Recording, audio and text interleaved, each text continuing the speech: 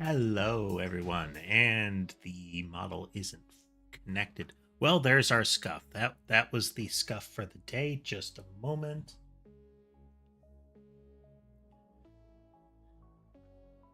Just a moment. Where's that button? Why didn't you launch vitamins?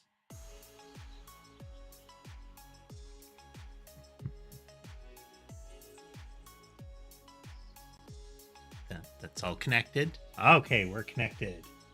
We're connected. Hello, everyone. I see we have Adam, Tatum, and Fairy in here today. Yes, I do recognize you from last stream, Fairy. Welcome back. Welcome back, everybody. We're going to be continuing our playthrough of the PowerWash Simulator Warhammer 40,000 DLC today. Nice chill stream, so lots of chat and a bit of almost a bit of an ASMR vibe from the game if you like the sound of highly pressurized water. Checking in with the kitties, we really only have Mason visible right now.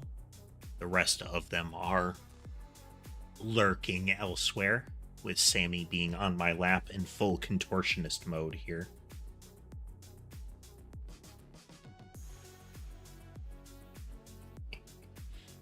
She's all squirmy.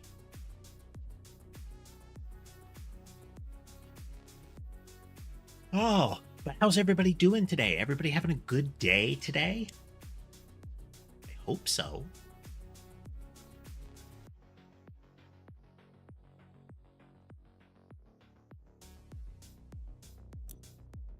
Last time we were working on the Thunderhawk gunship.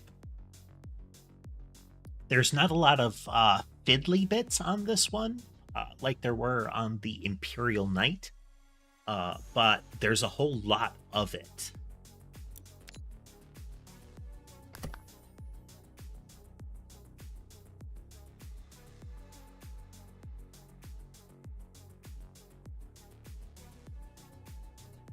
Loading dirt.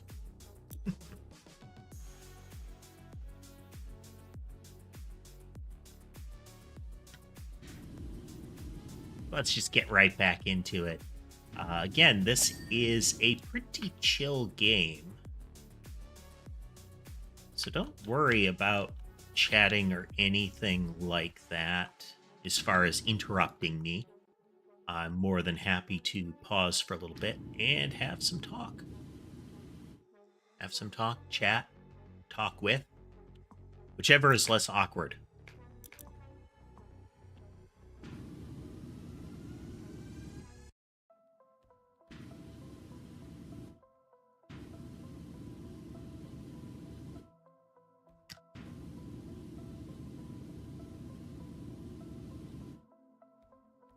We've pretty much got that half left.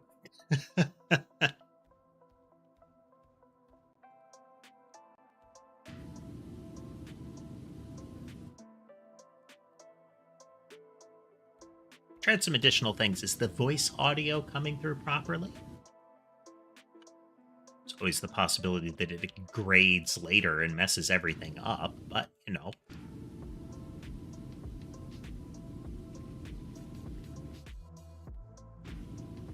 Just hoping to minimize the scuff.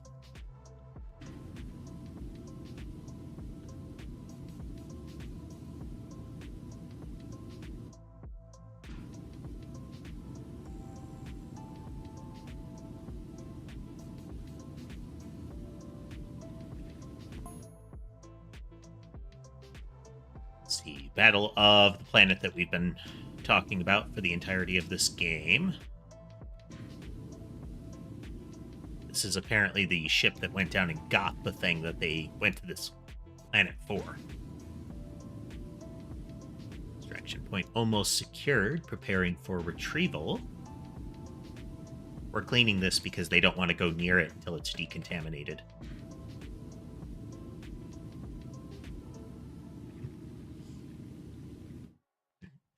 The enemy flee before the might of Brother Zachiel, the dreadnought that we cleaned earlier.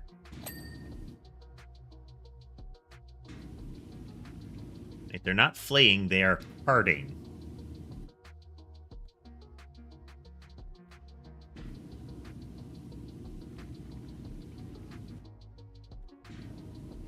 They have like a hell brute or like a forge beast or something. New target observed emerging from the ground.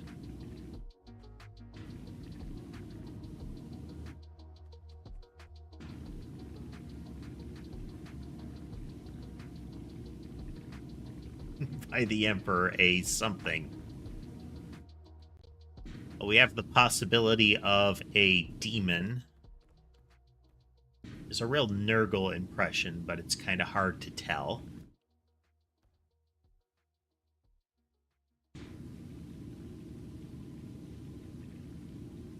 Yeah, sometimes YouTube will decide that it wants that you'll fall behind on the stream a little bit when it buffers. Sometimes my voice audio will go haywire. I don't know why. I did some extra testing today, so hopefully that will have done something.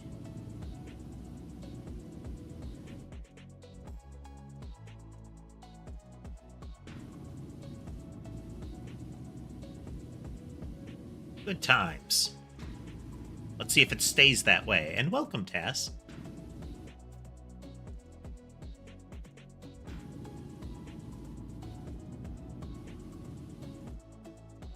How is Infinite Wealth going for you?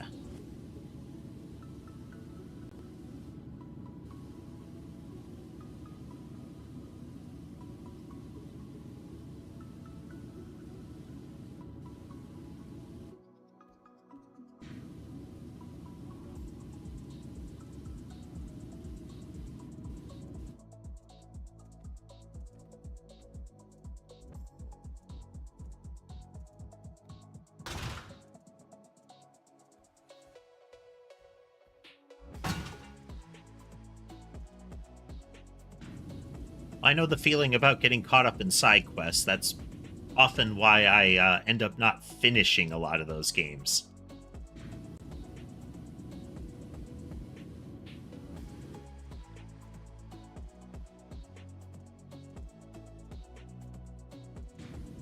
Very easy to just do that.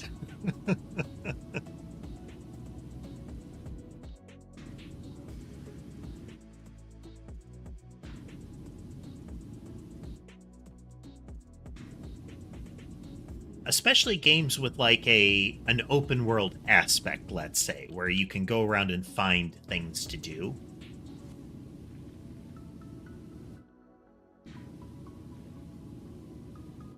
I mean, Ubisoft games definitely get some flack, and rightfully so, for essentially sharing the same core gameplay, no matter what they are. So, like, your Assassin's Creed have had the same core gameplay as some of the Ghost Recon games and similar, where it is, move towards the tallest tower you can see, climb the tower, reveal the mini games to do, go do the mini games, repeat.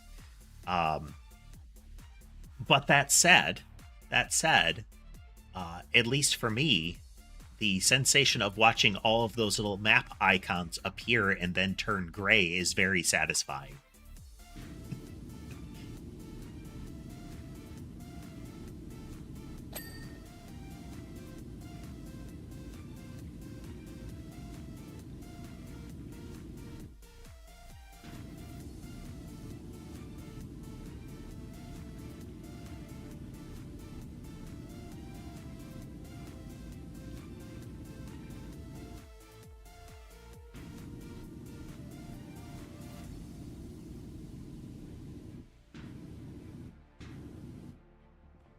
So, in the latest little bit of lore we have about this this DLC storyline, we have the drop to the planet where they're sending this thing in once they have a secured landing site to capture the artifact with the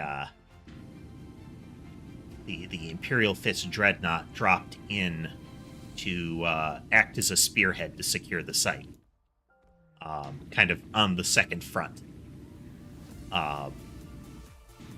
is that initially it looks like the enemy forces are retreating from the dreadnought, but then they say they're just backing out of the way so something can come out of the ground at the dreadnought.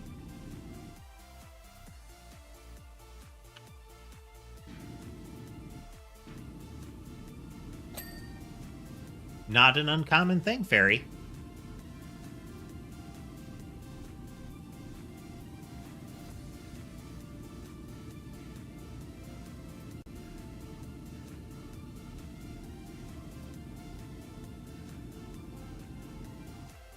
Streaming, video making, they're all things that can be fun to try to do. Perhaps skills to develop, depending on how you want to do it.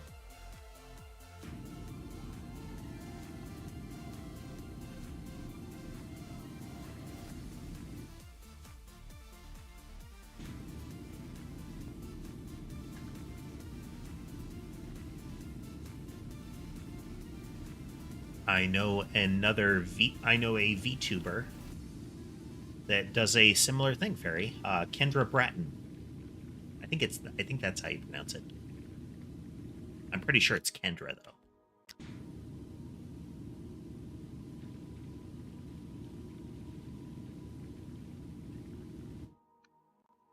Yeah, look at all that. Look at all that down there.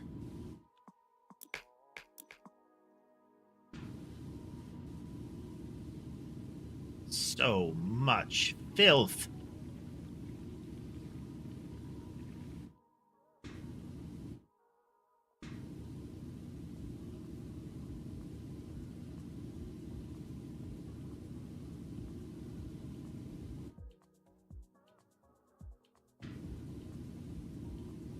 Scrubby, scrubby.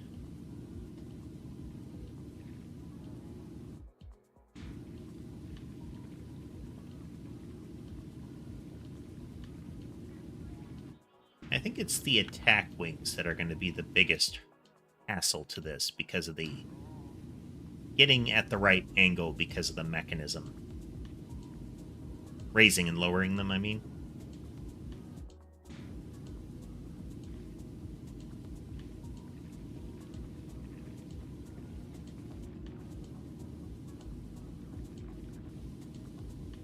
See if we can get this side that this part done. Gain some ground, you know? Gain some ground.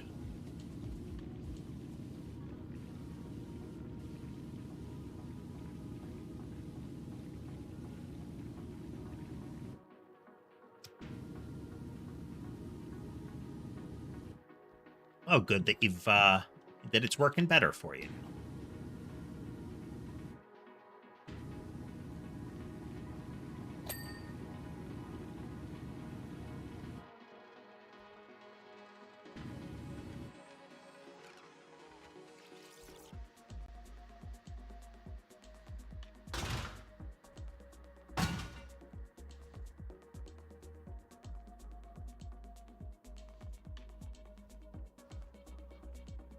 So early on in PowerWash Simulator, the ladders weren't as sticky. So when I climb up on the ladder, I can't move left and right.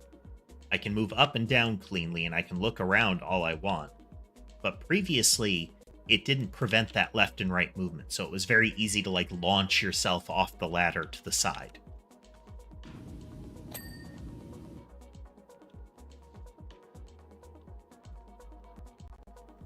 Kind of like that. If you see, when I got right up to the top, I immediately jumped off. Because I wasn't, like, lined up cleanly on the ladder. And that used to happen just trying to climb the ladder at all.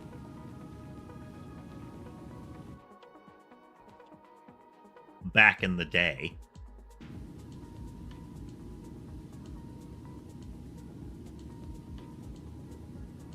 Is at most, like, a couple of years now, you think?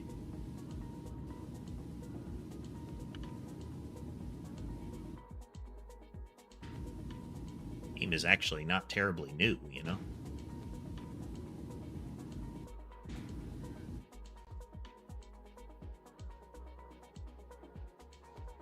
Hey there! Thanks for the Thanks for the donation there, Sherry. I appreciate it. Just verify here.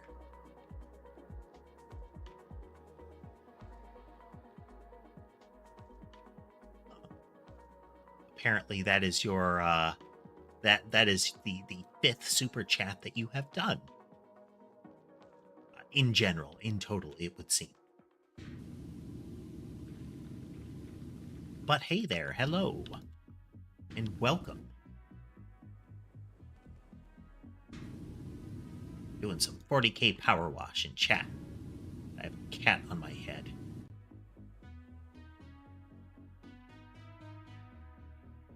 Sherbet has come to greet me in his way.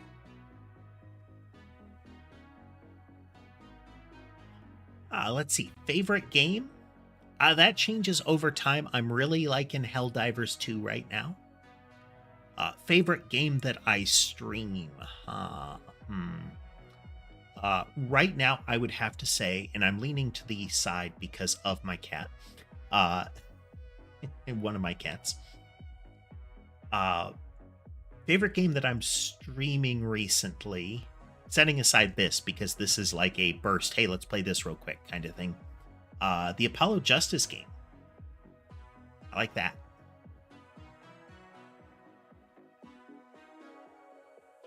Are there any other cats? Let's see if there are any other cats visible. So we have Ember in her spot, Mason where we've been seeing him.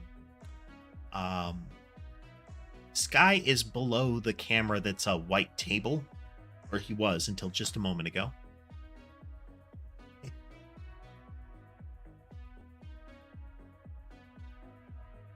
Sherbet saw Sky moving, so he's going to go chase him. Sky is my diplomat cat. He is the friendliest to new cats, like immediately friendly to new cats.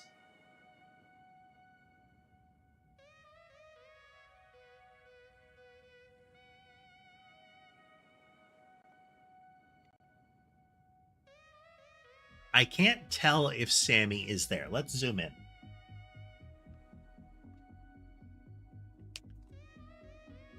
She tends to be on the edge of cameras for whatever reason. She is quite adept in that fashion. You're not. You're about 15 minutes in, lol. So not far, not far. I'm on camera.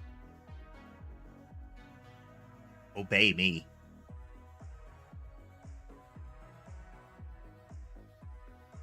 Oh, well. It's not Sammy, but Sky has appeared there since we started trying to switch it. And inevitably, there's Sherbet.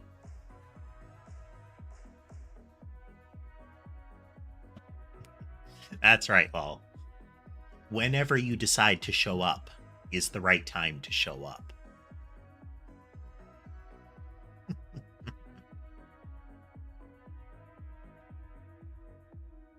Actually gonna put it back on Mason here. Not because it's not amusing to see the others when they show. It's that Sky and Sherbet, when they're in play mode, are going to switch cameras constantly. Welcome back. Well, oop, fell off the wing.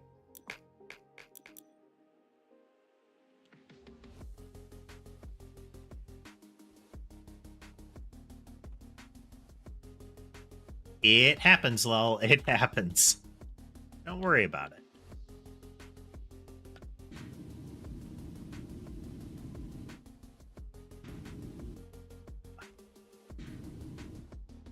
Blood Angels are one of the Space Marine chapters I find ever so boring.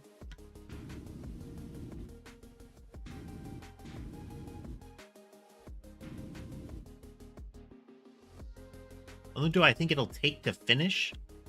This one? I'm not sure. Oh.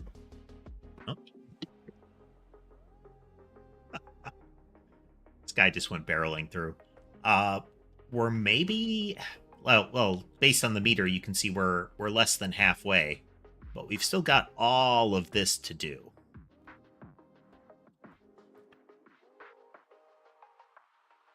So, I mean, no less than half an hour on this one. That's my current estimate. Could definitely be more than that. If you mean the stream as a whole, we're going to be here for at least 2.5 hours more. I haven't run long in a while. We'll see. Yeah. Blood Angels, like a lot of the side chapters, they don't need to be Space Marines. And the reason that I say that is that so many of them are essentially, what if Ultramarines but vampires? Or what if Ultramarines but Vikings? Do I make any other content? I do. I have fallen behind on it, but I do shorts for YouTube. I'm also streaming. I have a vertical form, a wide form on YouTube, and I have a wide form on Twitch right now. Like I said, I do shorts for YouTube. I have fallen behind wildly on that recently. And I stream different stuff. We're doing PowerWash because this DLC dropped. And I love the aesthetic of the Adeptus Mechanicus. And generally, the visuals of the world of 40K. Like I mentioned, let's see. Right now, one of the games I'm playing is Helldivers 2. I haven't played that on stream because it's very much we play it for a little bit, and then, take a rest, maybe an hour or two at the most, and it can get intense and sometimes frustrating. So I don't know how good for stream it is, but I like it. Overall, I am playing Thaumaturge. It's a very narrative game. But it's like early 1900s Poland in an alternate history where the concept of some magic users exist. Very folklore-y spirits and mind control kind of magic.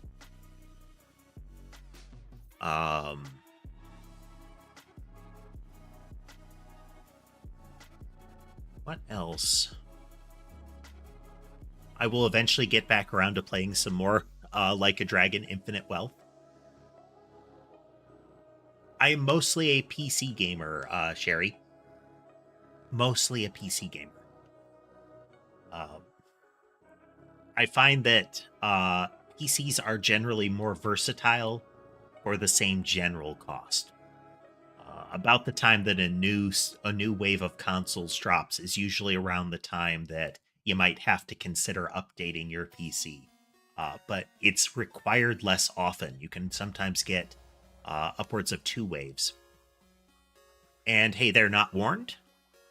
And I also see Casemate has rejoined us.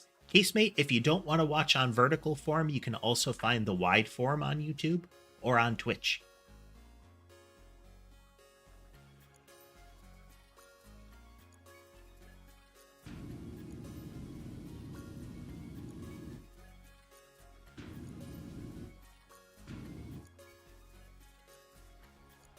We are playing PowerWash Simulator, Warned.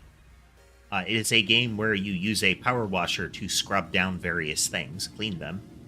And this is the Warhammer 40,000 DLC for it, which I have been waiting for, in which we are a member of the Adeptus Mechanicus, and we are using the, the Mark II Aqua Santica, or Sanctica Arquebus to scrub war machines.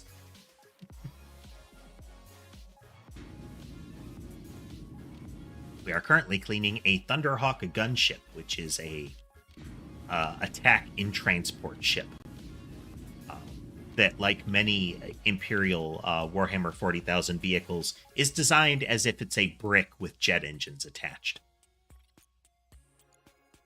Well, thanks again, Sherry. Thanks for another donation. I appreciate it. Thank you very much.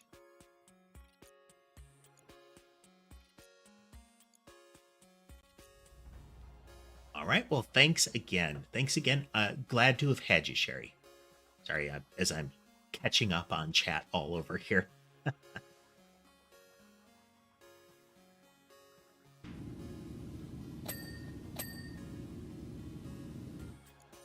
More dames. Nice. And another. Oh, we're making progress.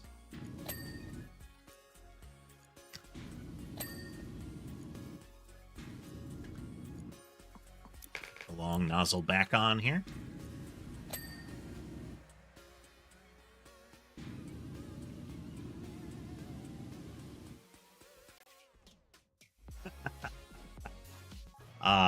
My camera is a phone. And one of my cats does like to come up and like rub her face on it and chew the corners, which I must stop her from doing.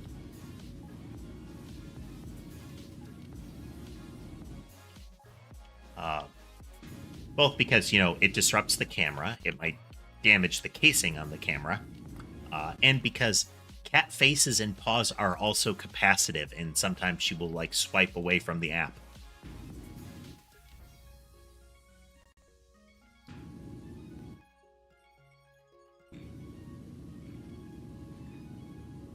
Yeah, generally not as fond of blood angels just because they are that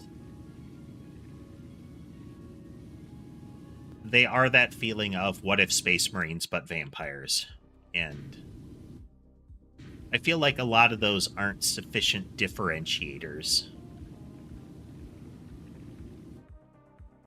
Because some of them are just like a very generic trope slapped on.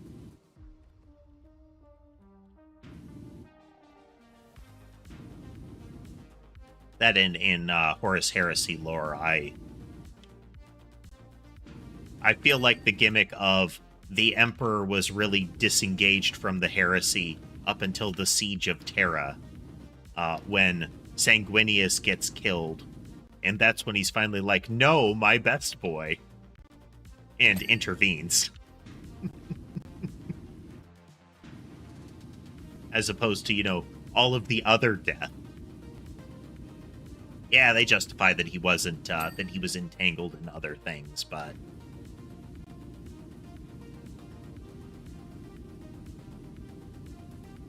There's a whole lot of stupid on the Emperor's side around the heresy period.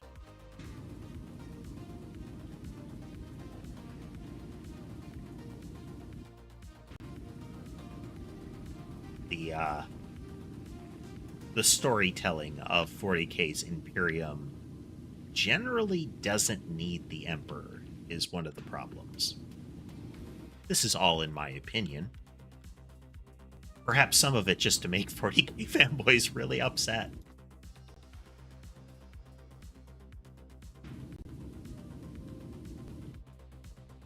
Yeah. They're the golden boys, and they're also one of the reasons that 40k has a bit of an image problem lately. Given that they're the Supermen of Team Space Fascist. And that gets justified a lot. Like, oh, but everybody's evil. It's like, yes, but you're presenting it as kind of the good guys. Like, they're Team Human. Hey there, Jose. That one is Mason. He's kind of tan and white.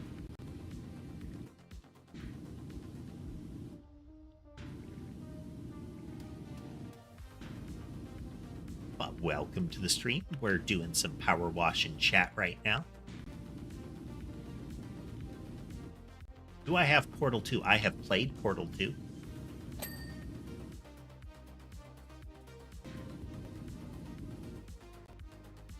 It was fun. Also played the... I think it was Portal 2 that had the 2-robot co-op thing. That was also fun.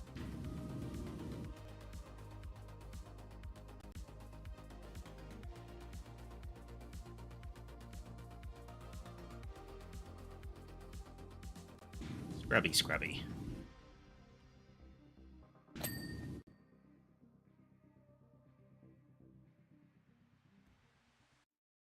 All right.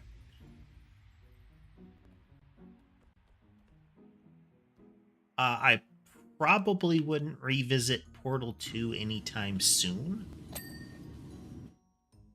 It's not one of those that is out of the question, but we do have a lot on our plate as far as other games in the schedule.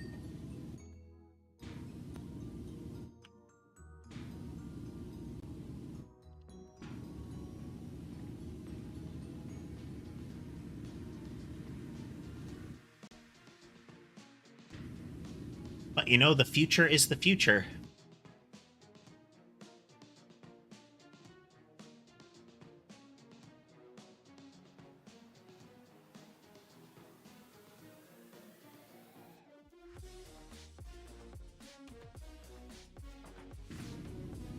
Yeah, the general problem, casemate, is that there's a very vocal portion of the 40K community that doesn't view it as a default perspective. They sort of champion the game because of that. The general theme of defending humanity, I think, is what the creators were going for, and that there are elements of the human society that were corrupted. That, I think, is solid. And frankly, despite me, criticizing the Emperor in the stories, the actual story of the Emperor, setting aside Magic Space Baby portion, is neat. The whole person crusading to kind of bring humanity back to where they were. Get the science back, that kind of thing. Is Sammy on camera somewhere? Let's take a look.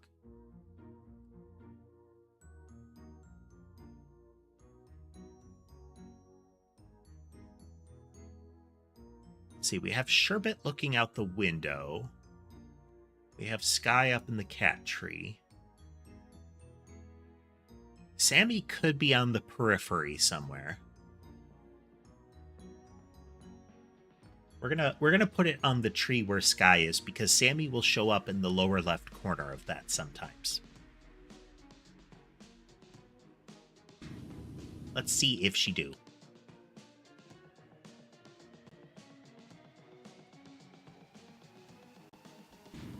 Yeah. Like...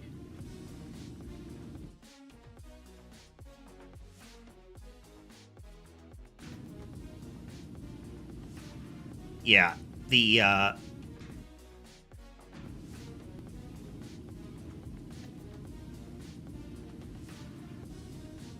I think a decent portion of 40K's problems is their willingness to adopt outside authors as canon has led to some weird results. Like,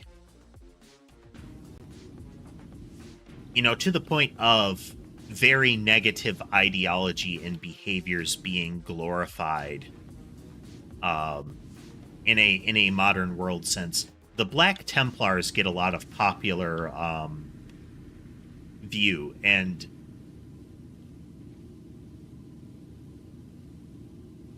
not necessarily presenting them as, like, extremists as far as Space Marines go. Again, the fanatical purge the heretic, the really fanatical purge the heretic,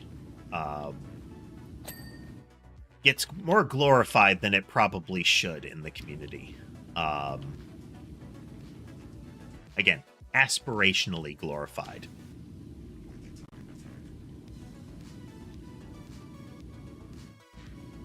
But to Tass's point, there are a lot of good stories.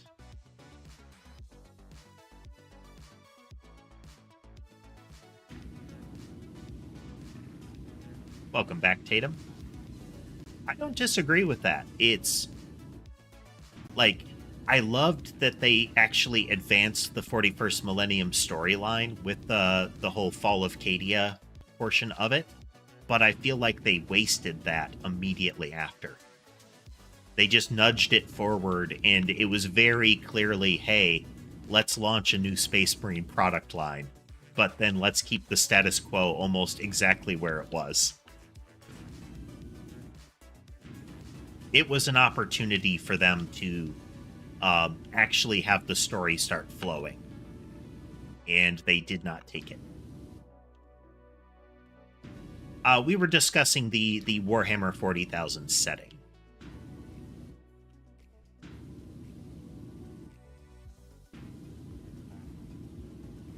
I think that's why, when I described why I like it, it's the aesthetic of particular factions I like.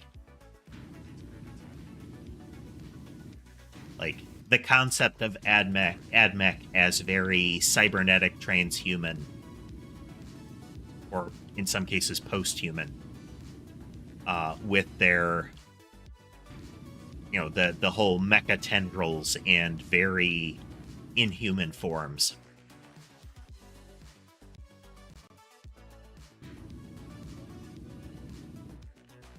That's right, Tess. They didn't have to stagnate, but they choose to keep the plot pretty much right where it is.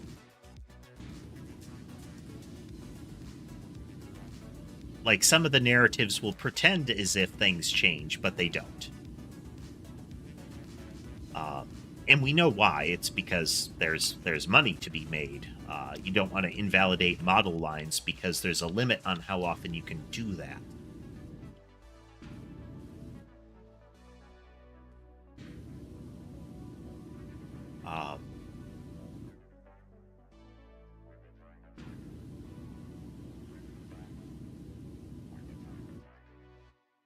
My favorite mobile game. When I play a mobile game, there are some nonogram puzzle games that I play. Just a moment.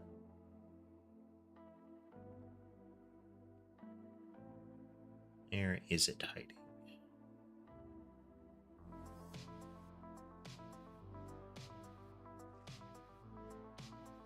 There's one called Nonogram Life that I play, which is fun. It's good for some, burst puzzle play. That's another type of game I like to play. Not any particular one, but I like nonogram puzzles.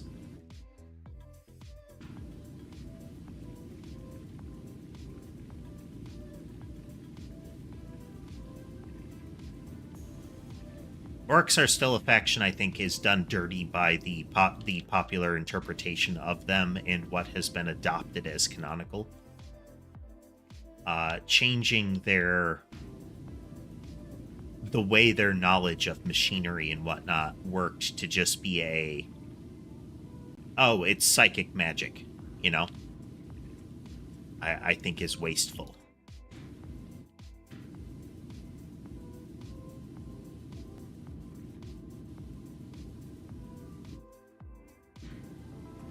The idea of a society where you effectively had mad scientists that made it work, I think was cool.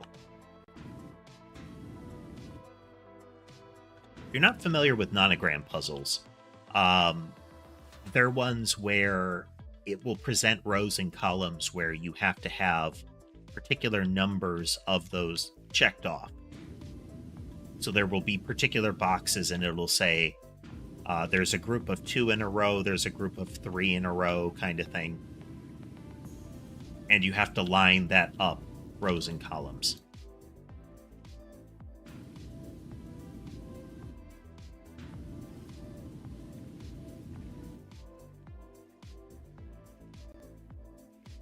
It is not Sudoku, but it is often considered Sudoku adjacent.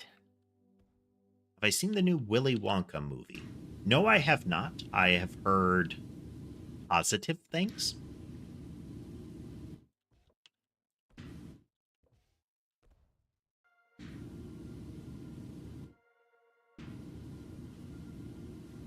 in general, I feel like we didn't necessarily need yet another Wonka movie, but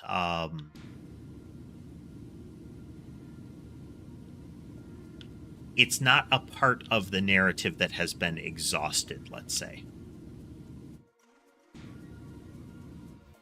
Hey there, Brexton. Welcome, welcome.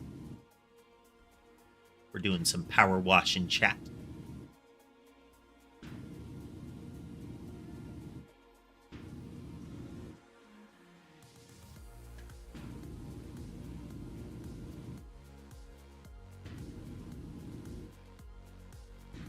I don't know if you were here when I mentioned it, Casemate, but there's one that I've been playing recently that has a darker atmosphere, but it's kind of a neat alternate history. It is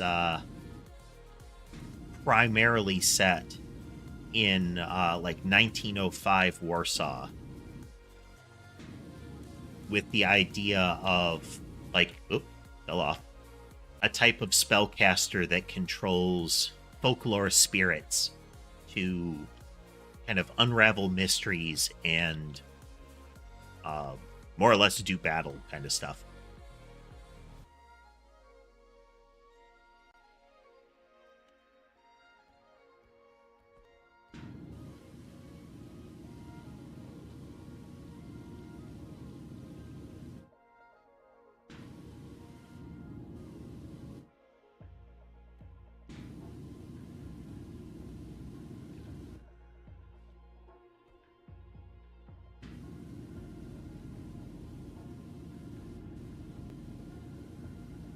So Tass, in Discworld, and I love to reference Discworld because it's good fiction. If you haven't, folks, read Discworld.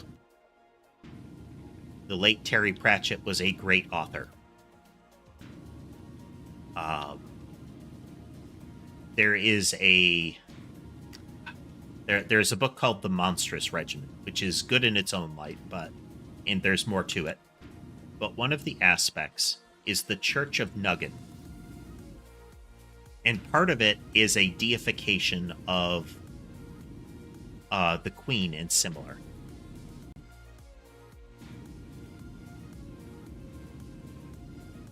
And part of that is that the doctrine and the way that the church is handled has reached a point where the collectively created deity that results from that is almost powerless. There's actually a moment where a person has a dream or a vision that involves that, and it's that the doctrine, the entrenched theology, has made it so that that is the thing that they worship. That has more power than the creature that they describe, you know? And the most mystical thing that happens as a result of that deity, that, again, in this setting, they are things that can exist because of belief, is that the book of Nuggin, the what amounts to the book of laws of the religion, is always presented as a spiral binder, because new laws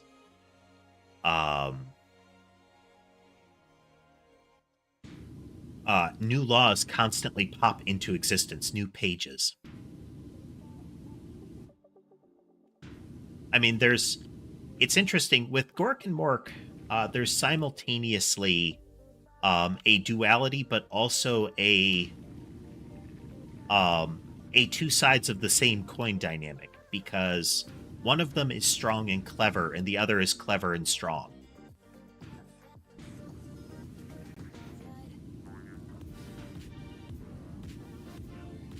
They're kind of the same creature from it in a different light, kind of thing.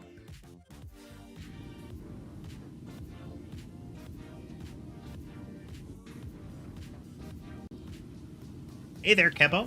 Welcome back. And I think Tatum asked what my favorite soda is. I like ginger ale. In the sense of the more widely available varieties, Canada Dry, the Zero Cal Canada Dry. Less widely but available, there is a supermarket called Pick and Save that has a store brand of ginger ale that I like. It's almost kind of spicy. It's like a little bite to it. I like that, but they don't stock a lot of it, and I would have to go to Pick and Save to get more of it.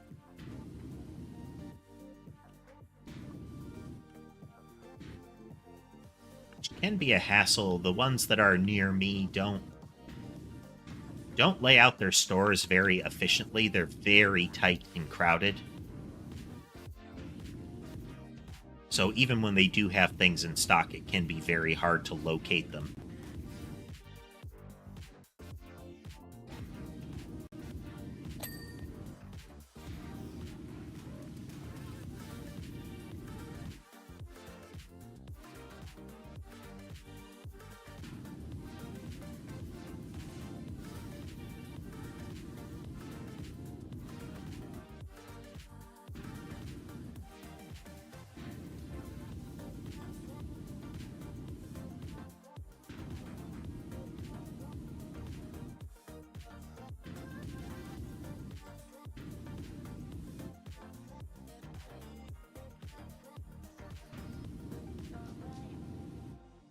How do I make the so my character moves using Live 2D. In particular, I use VTube Studio.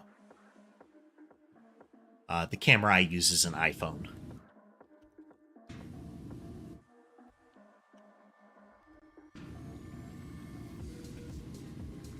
Live 2D is a image format where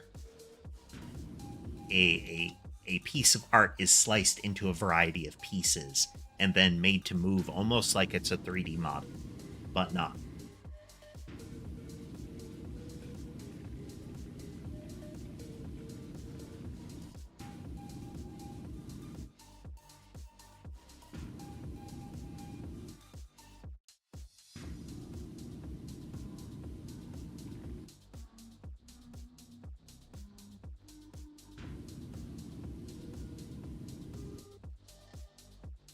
Friends who are on any games I have stream.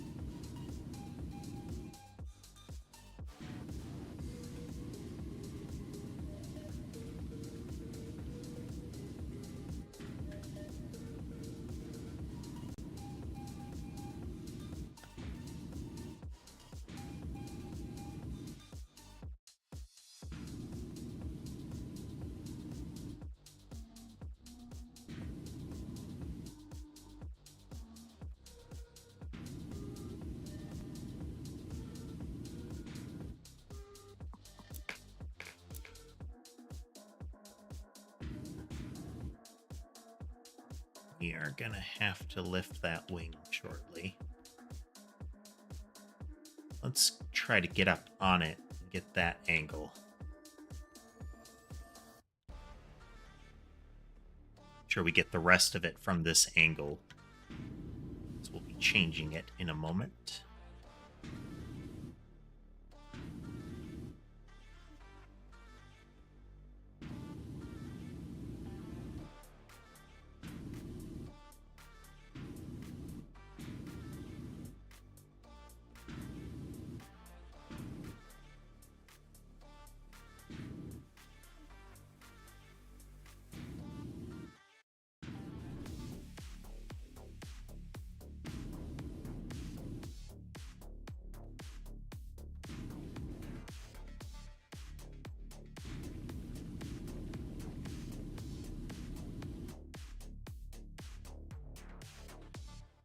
That I agree with, Casemate.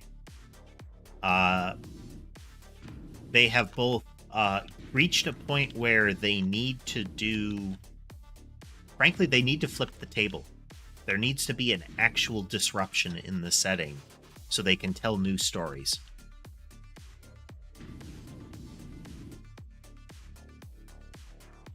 As opposed to more this one time at band camp, but, you know, Grimdark style stuff.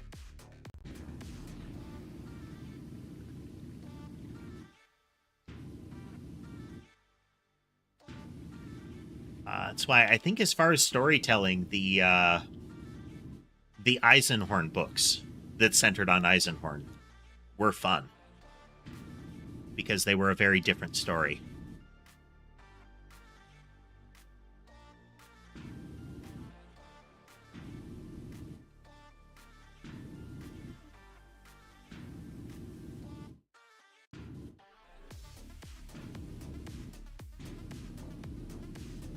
That I would love to see.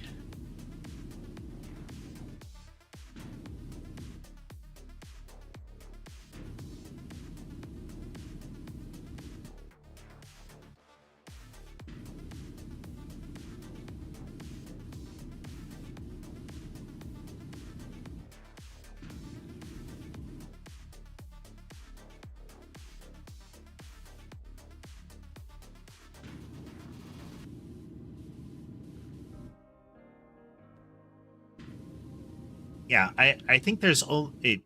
I mean, to Casemate's point as well, I think there's only so many ways that you can present that before it just gets kind of boring.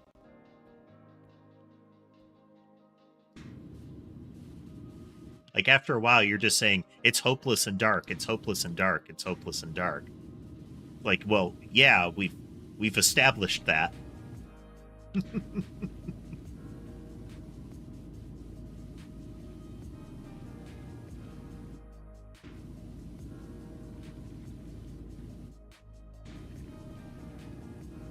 It's like that sometimes, Casemate, where a game that you might be interested in playing yourself isn't, is very multiplayer centric. That Helldivers game that I mentioned, can you play it solo? Yes, and some people play it on the highest difficulty solo. The way you end up playing it like that doesn't interest me. So playing solo is very limited to me. So I have to wait until, you know, a group of people I know is... fell off the wing again.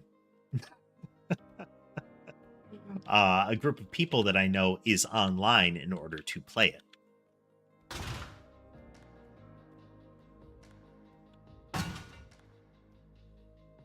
And the nature of the beast, you know?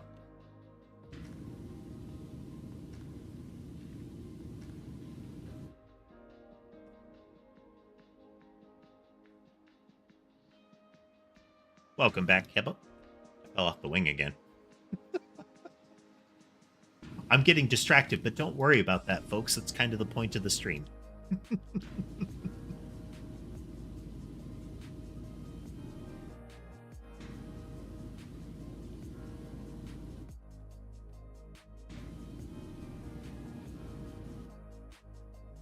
Oh, my favorite type of cat.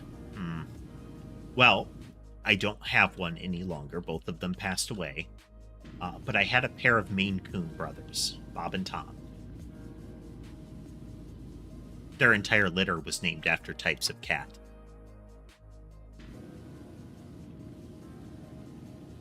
So, you know, Bobcat, Tomcat. One of their sisters was Alley Cat. But they were big, snuggly, friendly cats. The bigger of the two was a great big coward. He was scared of everything. Fell in a hole.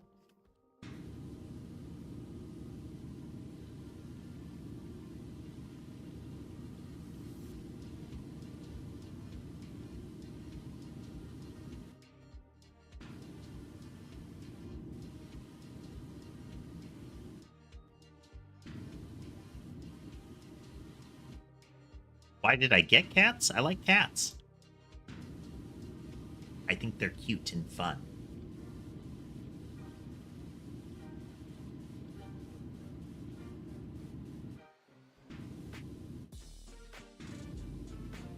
I find their type of affection very enjoyable. Well, I'll often talk about the kind of the ways cats show affection. Because often people describe cat behaviors and interactions in a context of like butt dogs. And even aside from aloof cats, how they show affection, there are cats that are very snuggly. Ember and Sammy very regularly want to sit on me and snuggle up, like get right up in there, you know?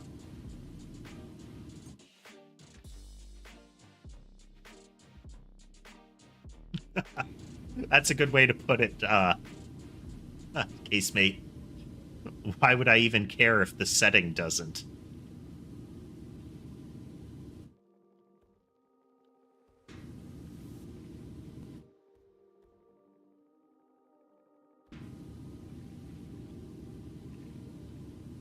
Cosmosis, welcome. My cats like to sit on me. Sammy likes to sit across my lap. Ember likes to sit on my stomach. And Sherbet will sit on the headrest of my chair. All three of them demanding maximum attention from me while they do.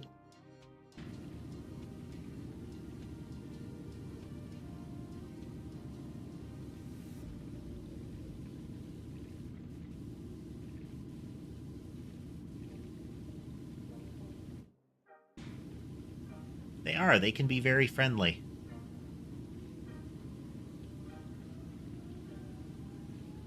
People will often say, like, cats are standoffish and, you know, not as affectionate as a dog. And that can be true for some cats. I have encountered some cats that are jerks. Sometimes they are not jerks to a particular person, like they have a person, and that is the one that they're nice to. But I've met some that are just mean. Like, they only like humans because humans give them food.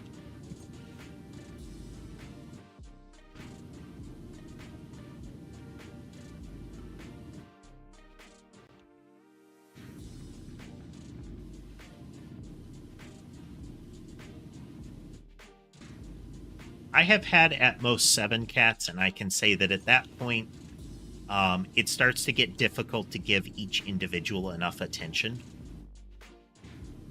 They start to be present, and I don't like that.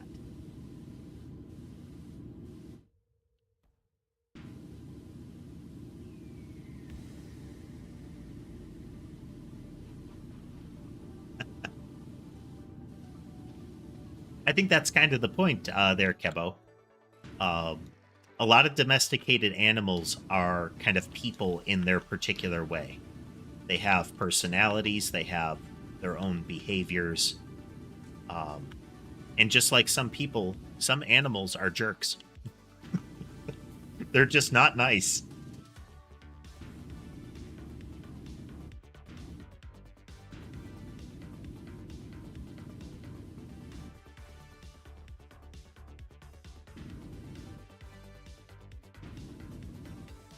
Now, stray cats are different. Ecologically,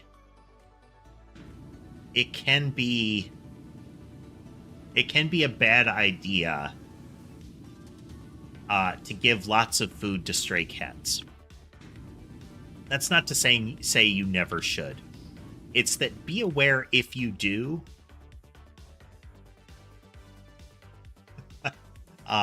You're likely to kill every other animal that is smaller than a cat in a wide radius.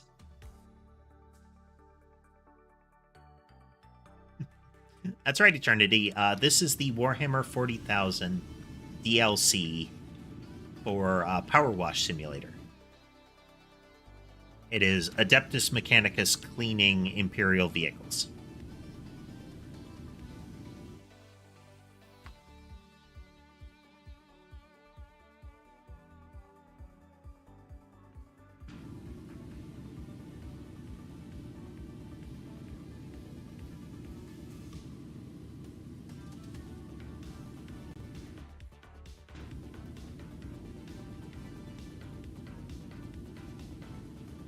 If I ever had a dog, I have had a dog before.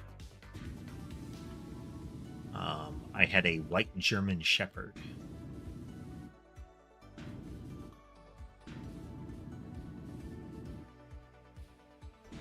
He was lightly affectionate. He wasn't really big on, like, you needed to constantly pet him kind of dog.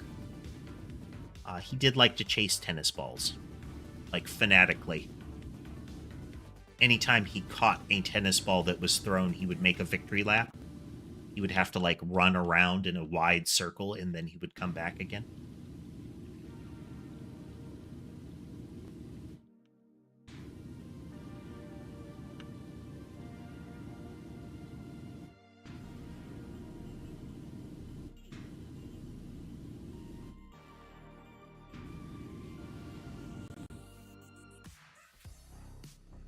Thunderhawk is neat. Primary things I don't like about a lot of Space Marine vehicles is that the way they ended up putting the aesthetic together is they end up being really, really inconveniently blocky. Like, if they stayed in space, that wouldn't be an issue. You know, ship-to-ship kind of stuff in space. But entering the atmosphere, this is kind of ridiculous.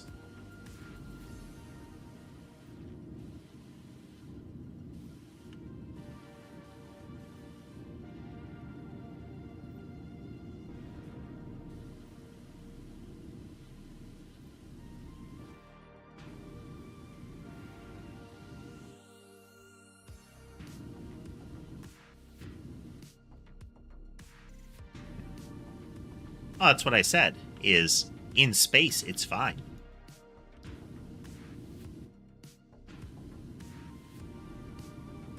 When it's present in the atmosphere, that's when it's silly.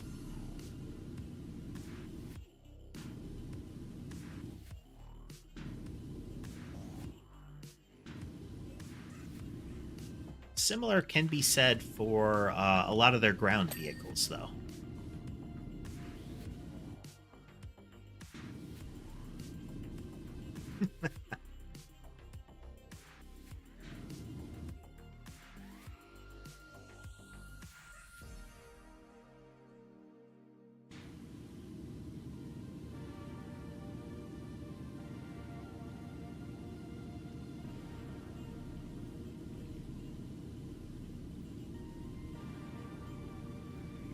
The other problem, and this is from, you know, way back when they were initially designed, is a lot of the vehicles that the Imperium has are derived from World War I and II designs.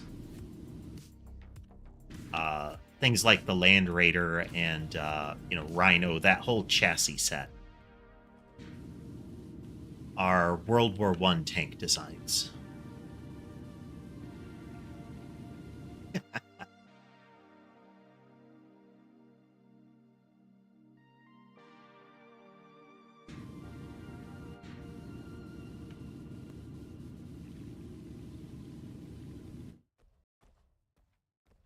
And, you know, it's neat and all, but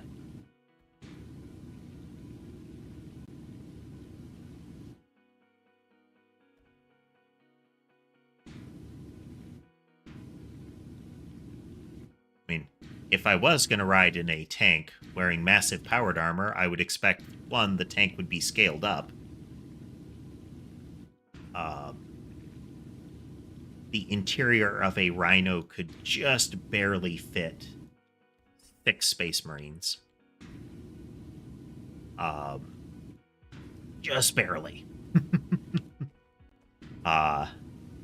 But additionally, I would want a tank that is less likely to get stuck because its belly impacted the ground.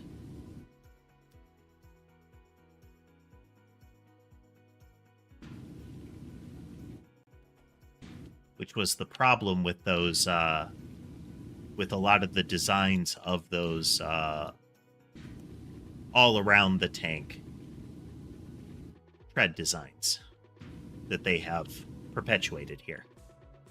Is the belly of the tank is really, really, really low.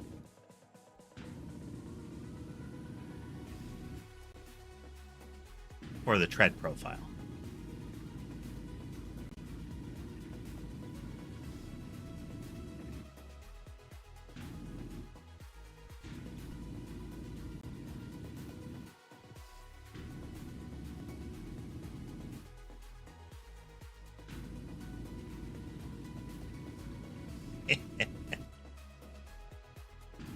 Hey, I got promoted to engine seer for the last one.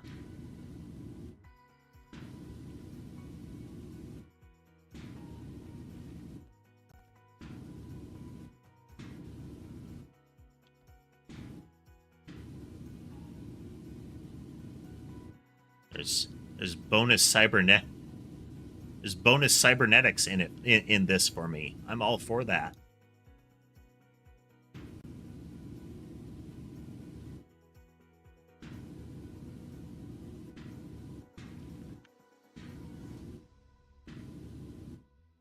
I mean, we're residing over a planet. This is the Iron Ring of Mars.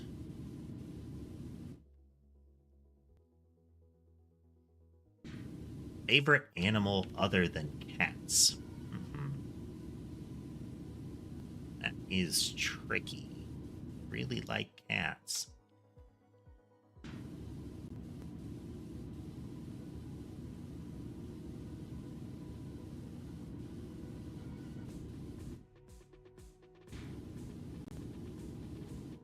Do you mean preside eternity? Because you're saying reside.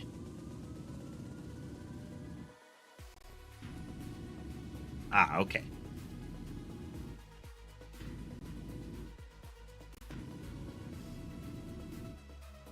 Very similar word, very, very different meaning in the context.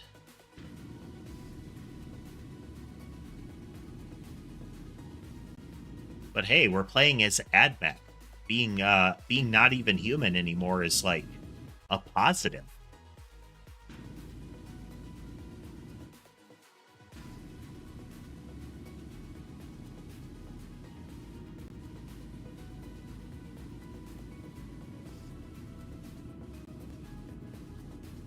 Let's see, favorite animal other than cat.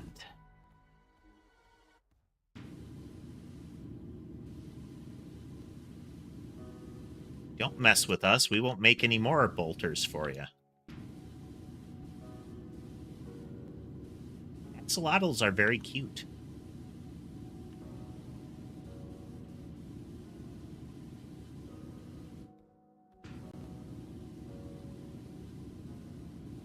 That's the deal. The Imperium looks the other way very emphatically about what the Mechanicus does. And the Mechanicus makes and maintains their tanks.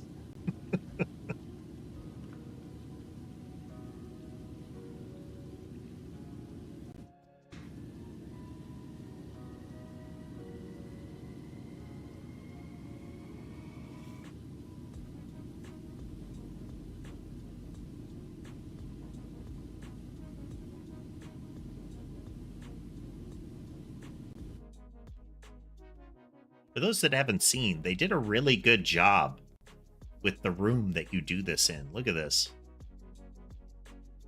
It's huge.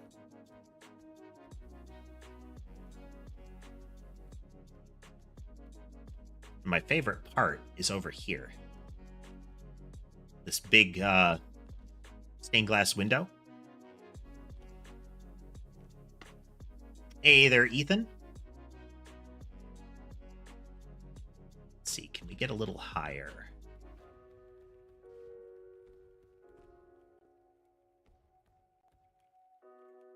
Ah, there it is. There's a lower window.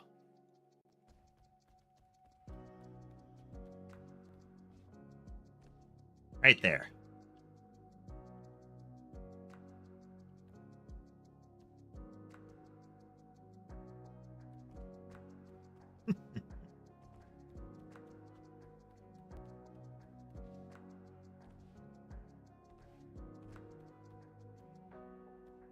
Very cool.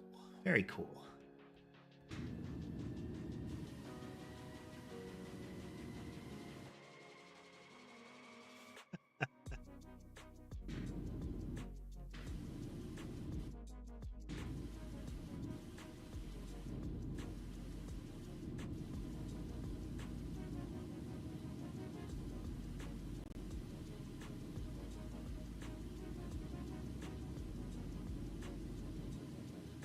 Turbine all scrubby.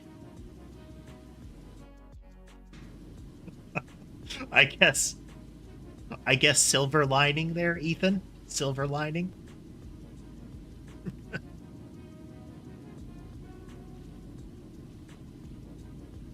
I got the plague, but at least that means I can stay home and watch videos now.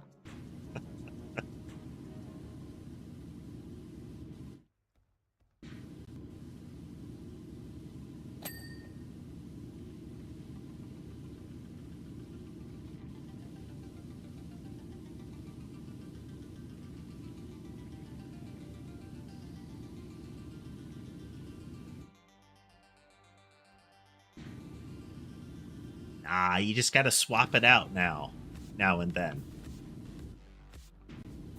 What is that thought problem, the one about the boat that you keep replacing the parts of until the entire boat is replaced with new parts, and then you take the old parts and put a boat together using them?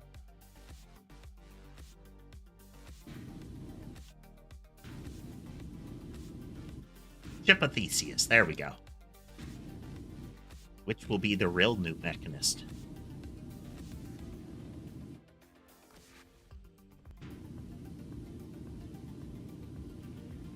I mean, clearly me.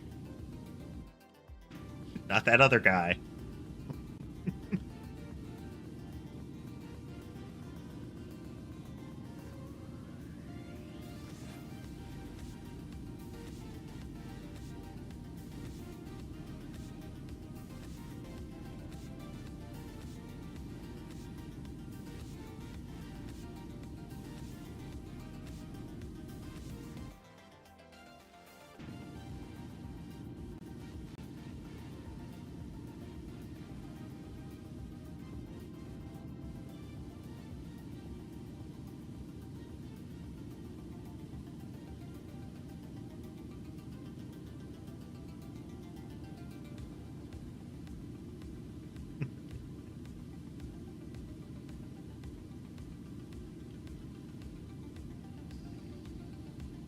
Assuming it doesn't time you out, letting YouTube autoplay random videos and ads can be a weird experience.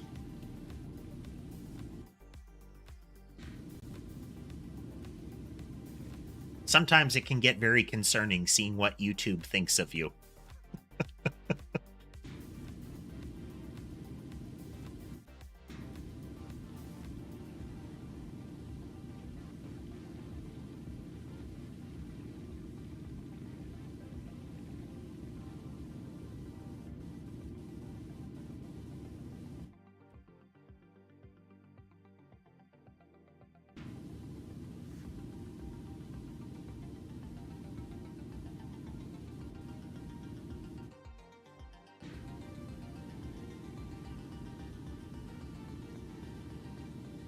Sometimes my YouTube ad feed is very convinced that I need more concealed carry holsters.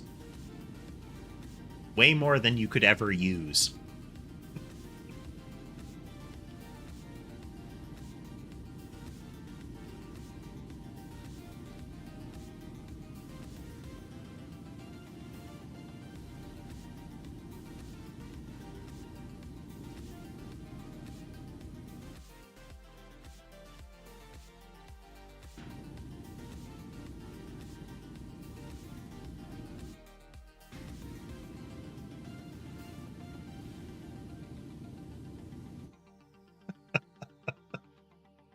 Depressing but true, Kebo. I mean, maybe in maybe in tactical dreadnought armor. You could put it in the fist.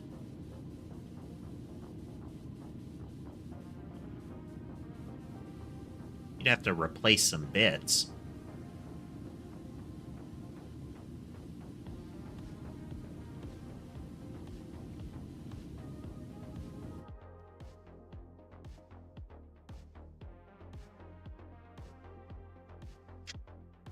There's a point at which you have so many concealed carry holsters on. I guess you could at some point just call it a coat.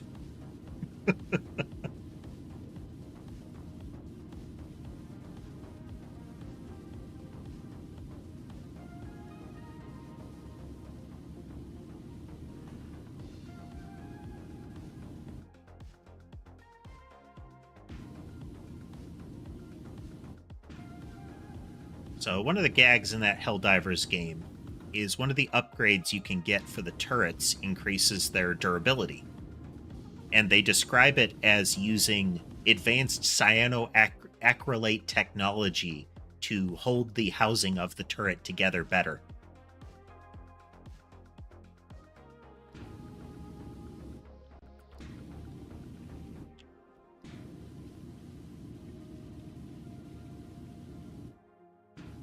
Anybody get it?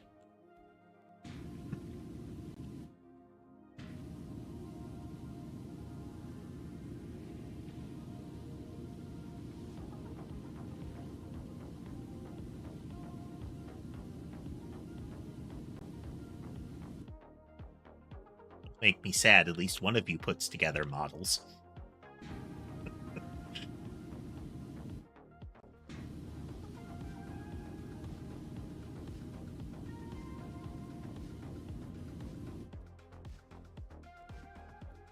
Abaddon, it's glue.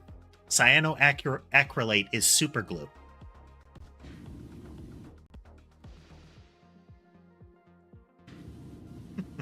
Nanoacrylate glue.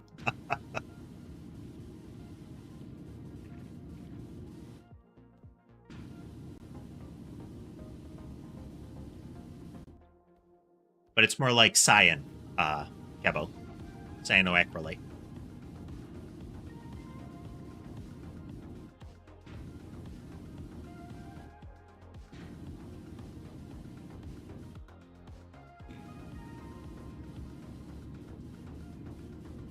In exchange for extracting advanced technology and scientific samples from the surface of war-torn planets,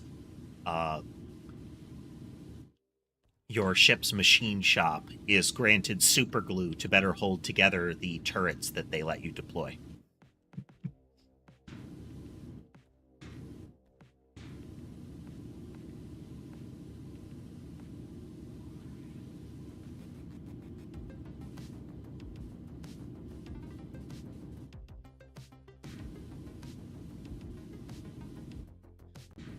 Another one that they do is one of the first upgrades that lets you deploy things faster is that they effectively give steroids and stimulants to the crew that moves the equipment around.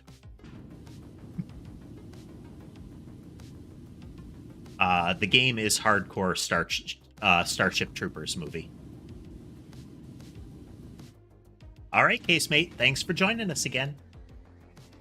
Good to see you more frequently again.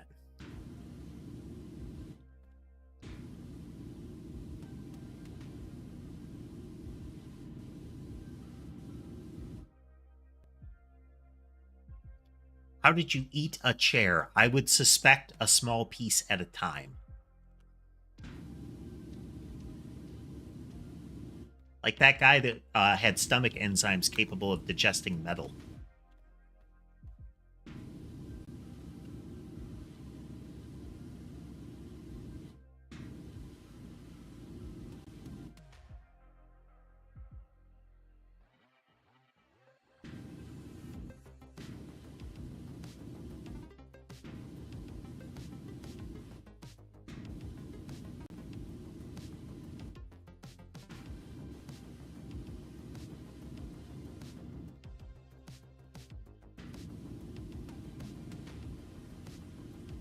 he got a Guinness record for effectively eating a plane over a very protracted period of time.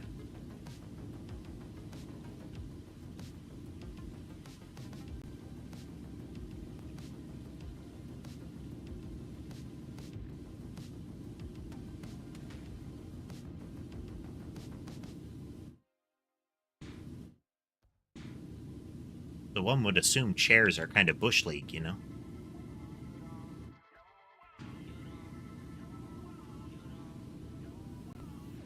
Wonder where that originates, Bush League.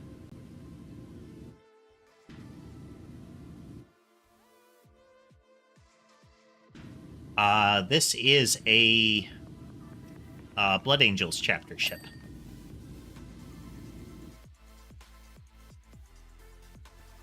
It's red, so it goes faster.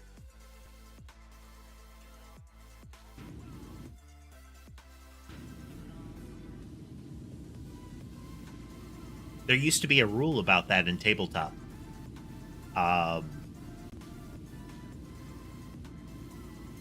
When facing the orcs, the Blood Angels had... I think they actually had mechanical benefits, because the orcs assumed that because all the Blood Angels' vehicles were red, that they were faster. Interesting. That makes sense, I guess, Tass. See? Learning stream. We're learning.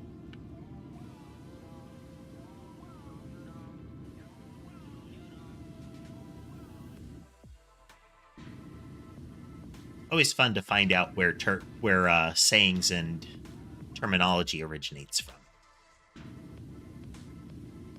The why do we call it that? And then we can speculate on how racist it actually is. Because some of them really are. Some of them are very racist. In origin, I mean, their popular usage isn't meant to be.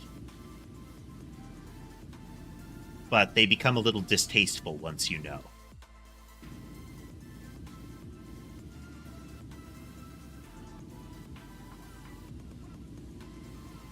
Kind of lends credence to the old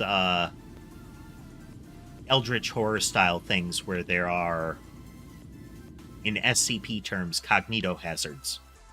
Things that are bad for you once you know them. Like, fundamentally bad to know them.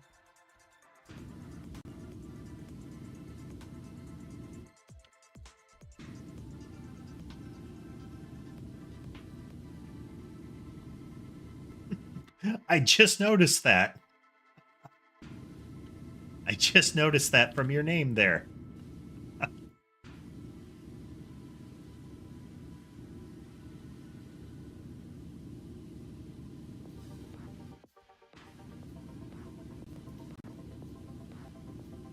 I wouldn't mind doing streams reading SCP articles, but the way their intellectual property is rules are written, there are concerningly unclear things.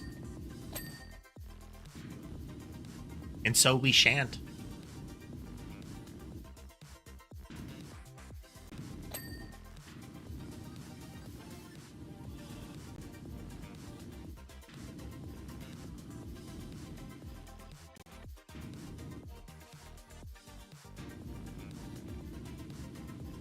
SCP can be fun times. Sometimes it just ends up being kind of creepypasta.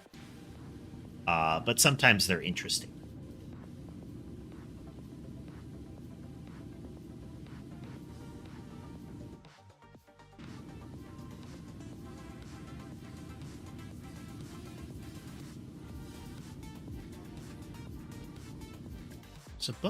There's a book I'm reading recently. It's a novel.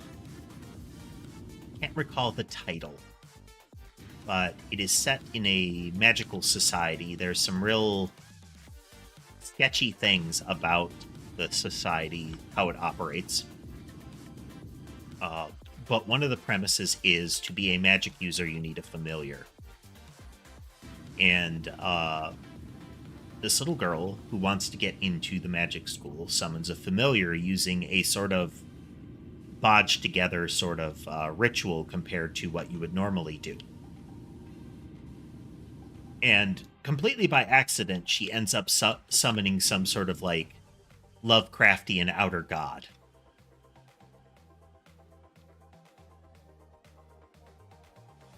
And the perspective of the story is told from that elder god, who is largely alien and powerful, but is kind of going along with the whole thing. They think it's fun. So it gives you some of the alien perspective story, and I like that kind of thing. Alien perspective stories are fun.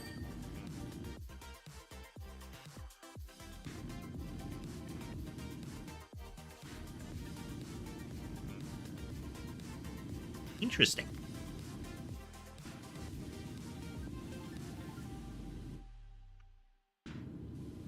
How do you spawn a god? SCP, it varies based on fiction and mythology. There are some fictional settings where the existence of a god is based entirely on belief. Like God Little G.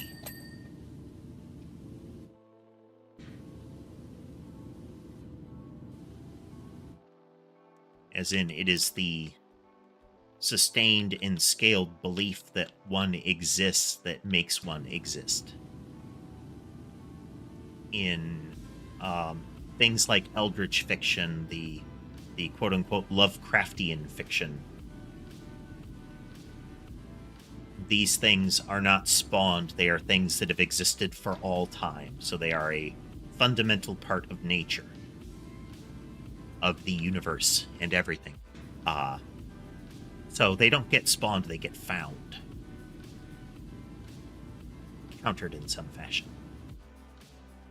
And that's a common way that they are presented in fiction and mythology, is that they are things that are part of the fundamental nature of the world.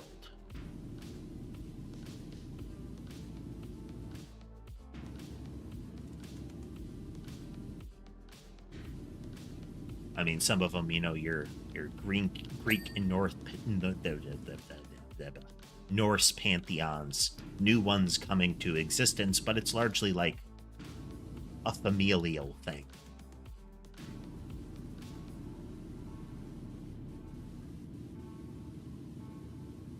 Whether it be weird and disturbing familial or, you know, regular reproductive processes.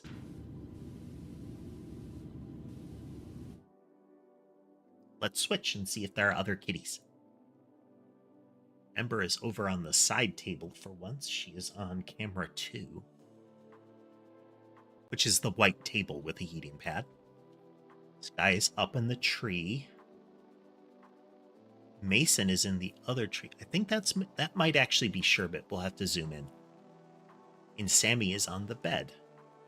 Let's see who that is on tree number 2.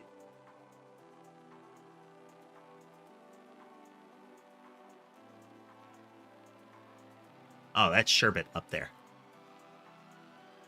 He's snoozing.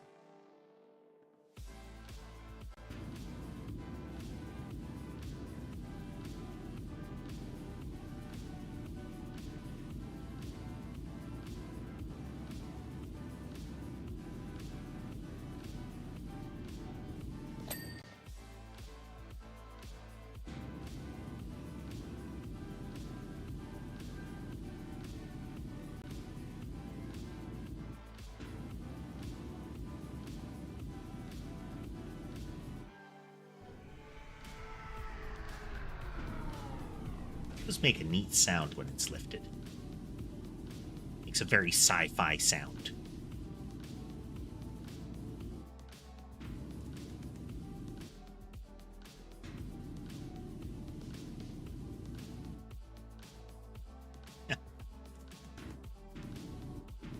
What was that one called, SCP? The cat that acts as if it has a fully formed body, but like the back half of the cat doesn't exist in normal space.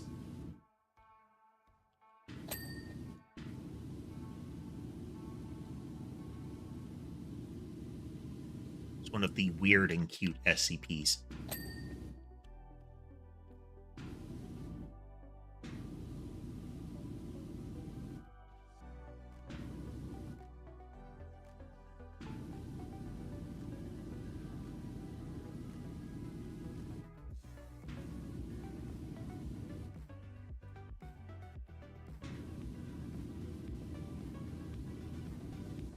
Making progress. We're almost 3/4 of the way through.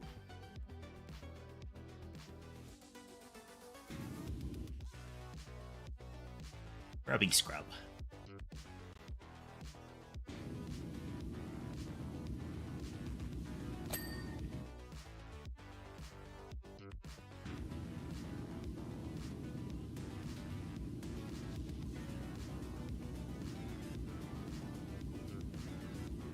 Definitely taken us longer than half an hour to finish this one. Estimates were incorrect.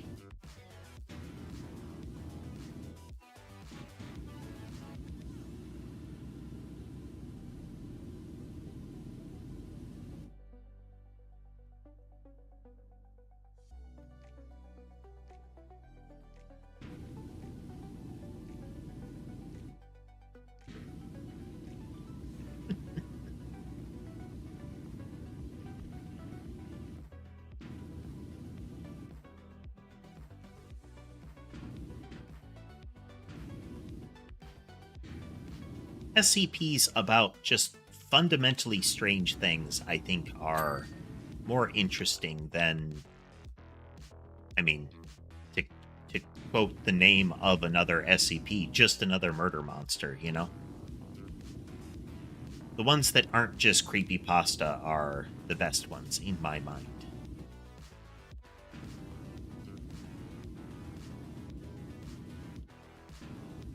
What is it? There's the incredibly social, like, happy blob creature that is super nice and everybody likes. That is actually the child or second coming of some terrible dark god. That if this creature were to be captured by that cult or corrupted in some fashion, like, that it would bring about the apocalypse.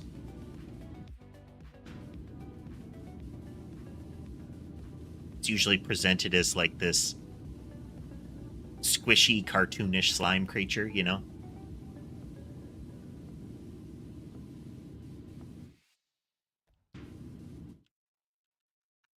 And if I recall, it's almost like there's a sign-up sheet to get to be the one to monitor it. Because it's just so cute and friendly. There we go, that's right. With the Scarlet King being one of those existential threat ones, your sort of elder god kind of creature.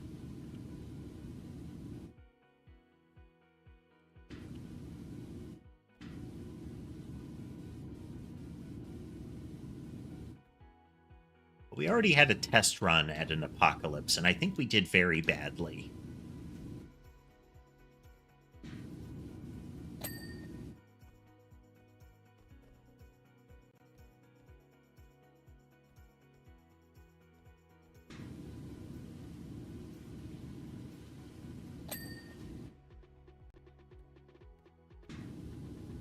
Cat videos are fun. I just, from a content creation perspective, I wish most of the cat videos and whatnot that you saw weren't stolen content.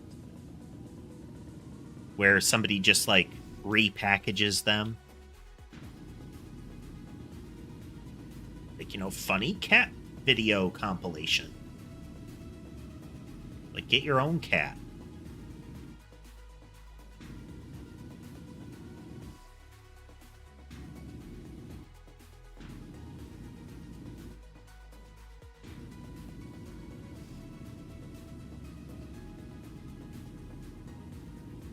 Not exactly hard to make cute cat video compilations. You could have a video of a cat sleeping, potentially for hours on end, and it would probably do pretty well.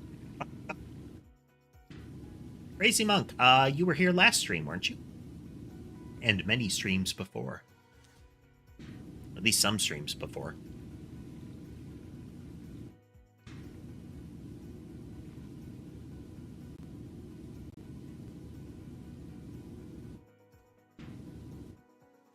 In that vein, folks, forgive me if I don't necessarily remember you. Sometimes my memory does not serve me well.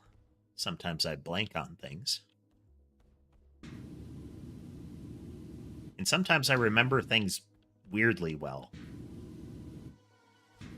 Random, trivial things.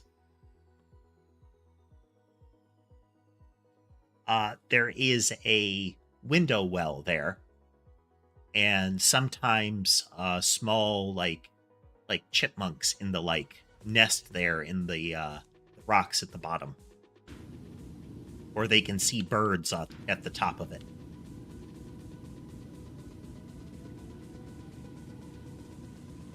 Hey there, Floof.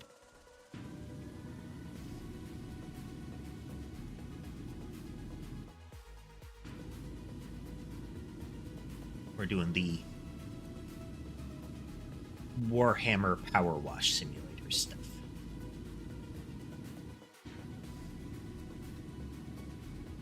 Scrubbing down a Thunderhawk gunship. Great big spaceship.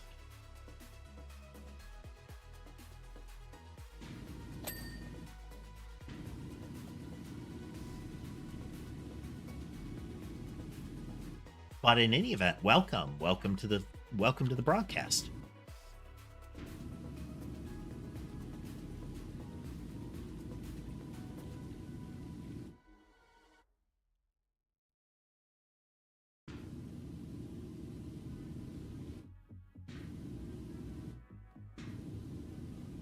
A small power washer? Because it's on theme. This is the Mark II Aqua Sanctica Arquebus.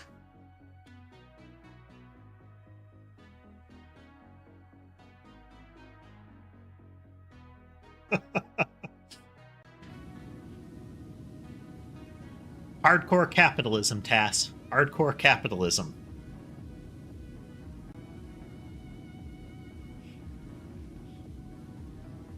We need to have a special Hawaiian-themed one that we can charge extra for to tourists.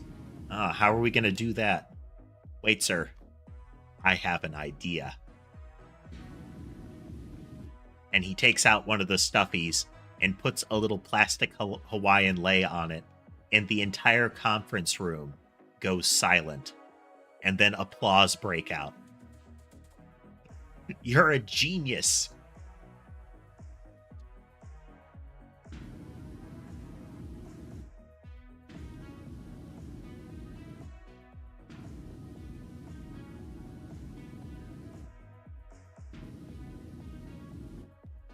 It's like the old Simpsons reference where the Barbie doll analog of the time being like a bad stereotype, and they're pushing back against it and making a lot of progress, and then the company, seeing that they're losing a lot of sales, releases a new doll, and it's the same as the old doll, but it's wearing a different hat. And it's like, it's the same one. It has all of the same sexist problems as the prior one. Yeah, but it's got a new hat.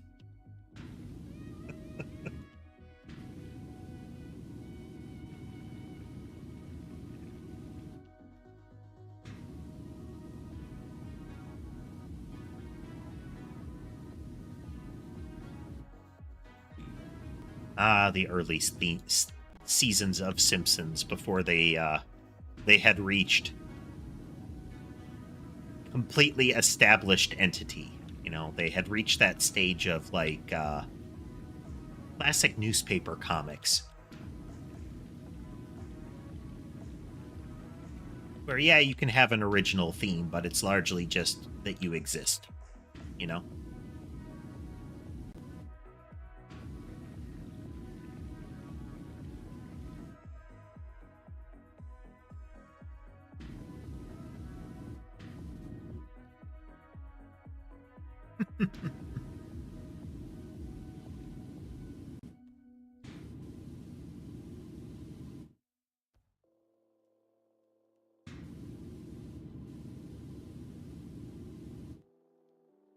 Newspaper comics are one of those things that were very slow to run into issues, but the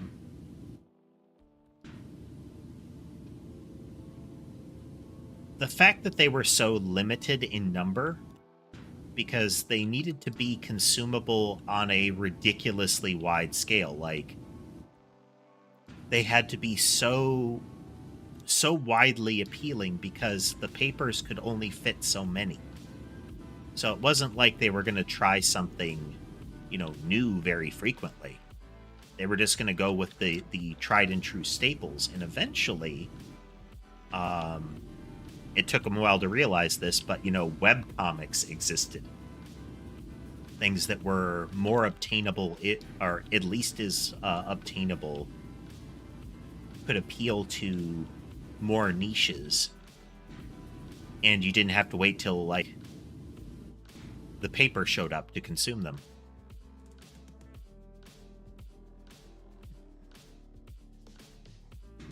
The ship is dirty because it landed on a planet.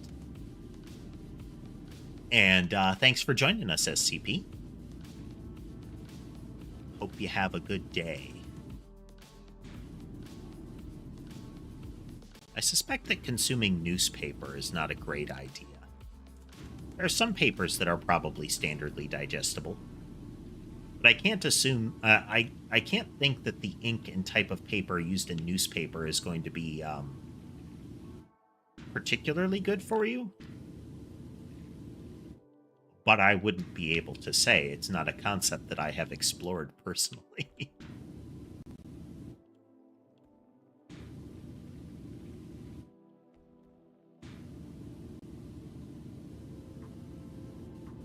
I wonder if it's more like fast food companies or newspaper companies that would have researched that.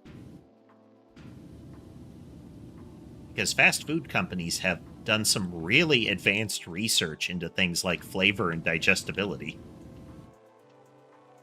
And smells.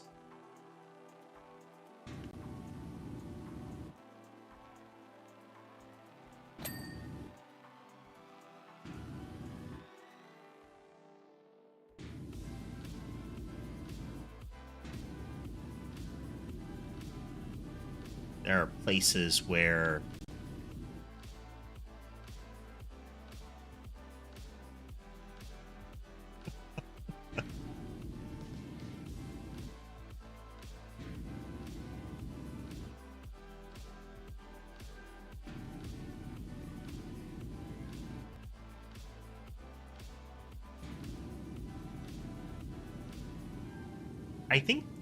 I can't remember what the particular brand and release of it was, but there was a particular series of orange dishware that was in your kind of, let's broadly say, like 40s to 70s era dishware that was a really bright orange color, a really rich orange, and it obtained that color because they used something like uranium to make it. Whether that was in the color or something of... Yeah, there we go. Yes, and those plates are bonkers radioactive.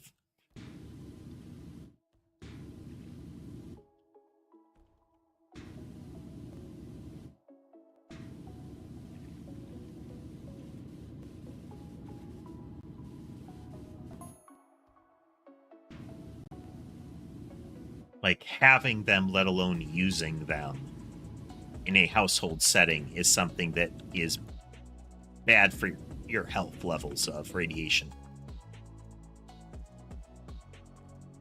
Private bulk of the penal legions reporting for duty.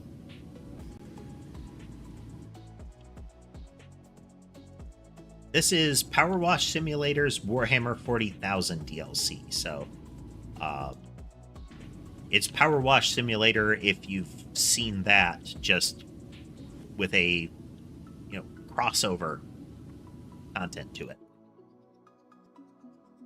Situation requires someone with scant regard for self-preservation. I've commandeered Commissar Franz's Rogaldorn tank and intend to deliver it straight into that sniveling something. Now, see, this was the guy that seemed to send a message that was counter to what the commissar was saying initially, but then turned, like, in the course of the message, became very fanatically pro-commissar. Mark my final words, redacted irrelevant.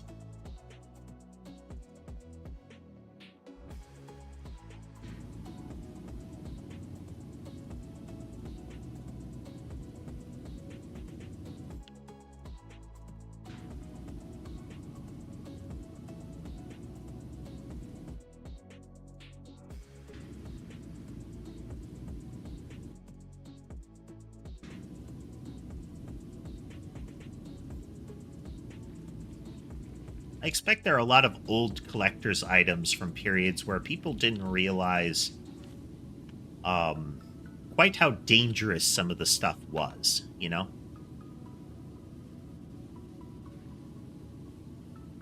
Whether they be commercial products or, like, handicrafts or anything like that, where it's like, oh, this is a neat color or a neat consistency kind of stuff. It's kind of like how we made pipes out of lead.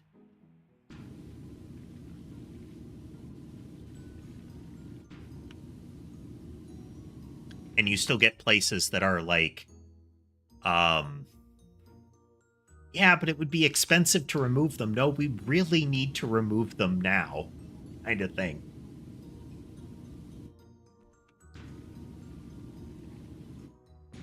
I recall going to school in a place that still had lead pipes.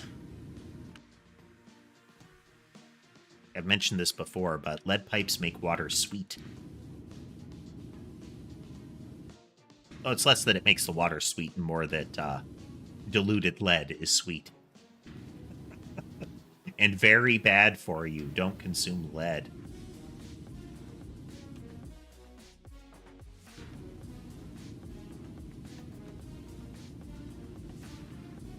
Every home should have fire detectors. Well, smoke detectors, you know.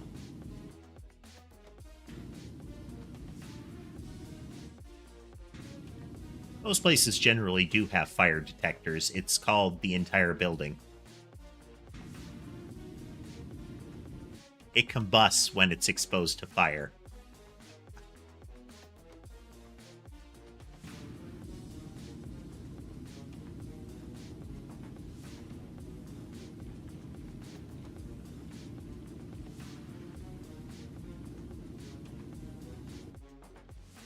Those are the sort of reasons that lead to legitimate distrust in a particular portion of the public utilities. And reasonably so.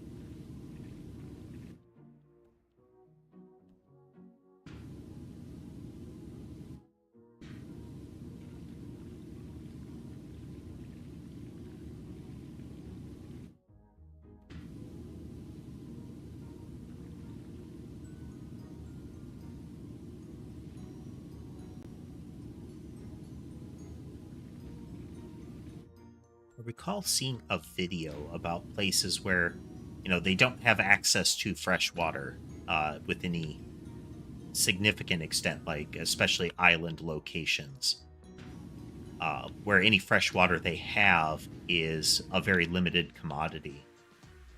So there's a lot of research in those areas on things like desalination and getting it to a residential scale instead of a really inefficient commercial scale, as it exists currently. And those could result in very cool things.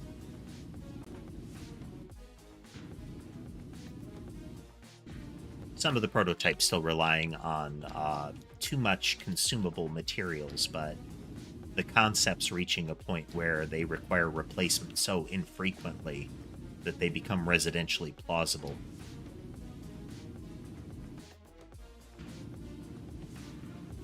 Which is cool.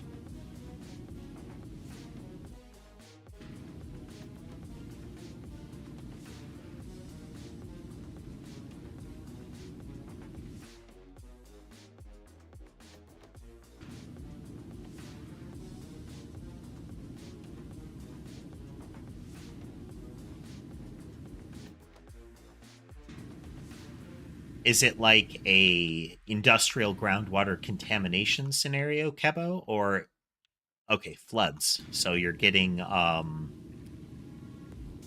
saltwater contamination into the freshwater. Welcome back, Sherry. So I had originally said maybe half an hour to finish this, and I was wildly inaccurate. We're still not done. Hello, Sherbet. Missing cat. Need to find a cat. There we go. Oof. Sammy be snoozing. There we go.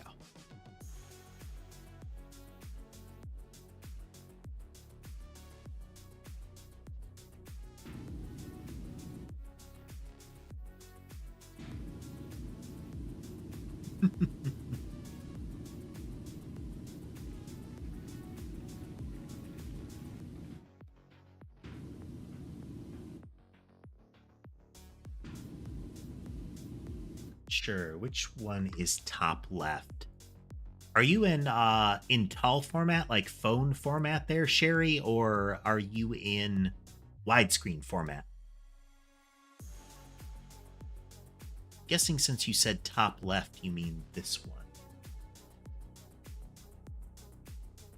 Very much a cat person. Ha ha ha ha ha ha ha.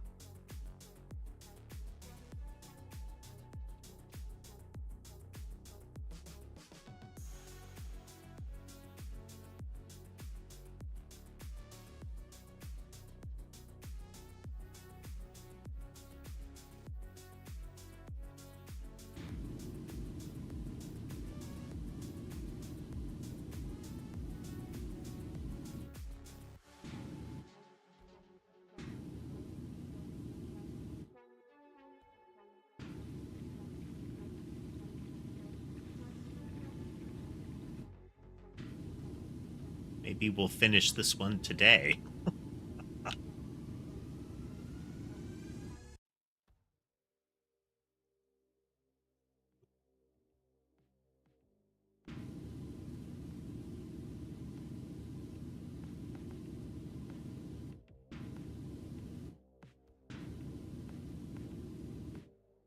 I thought Nyanite was very, very clever.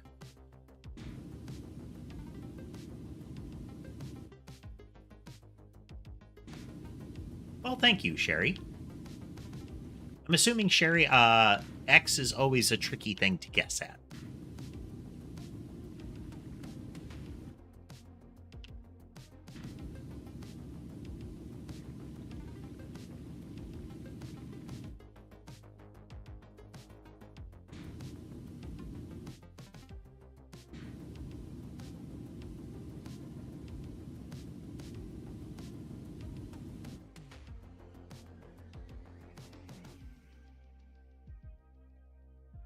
Oh, and that was a donation there. Thank you. Thank you. Once again. Hey there, Miss Gloomy. We're doing some power wash today. I'd originally thought we would finish the Thunderhawk and move on, but we might just finish the Thunderhawk today.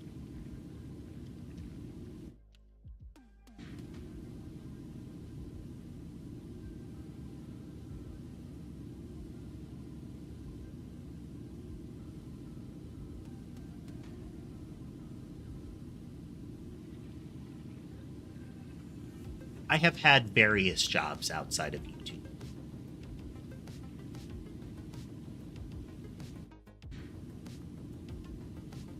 But I am putting some exceptional effort into the YouTube endeavor.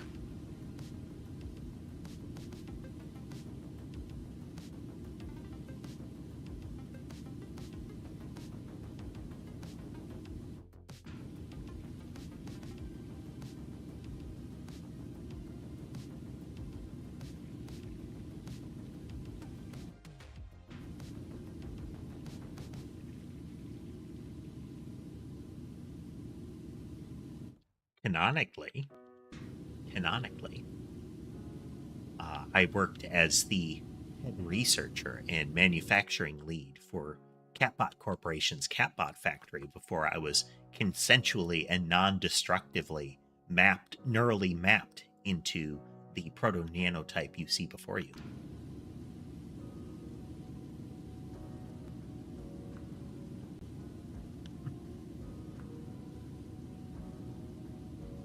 And I agree with the common sentiment that I would like to be able to stay a cozy, like very personal chat stream. If I should manage to get, wildly popular or something like that.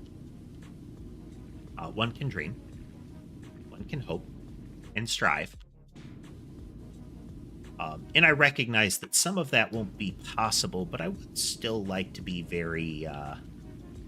very relaxed environment where chat is something that we can still try to keep up with as much as we can.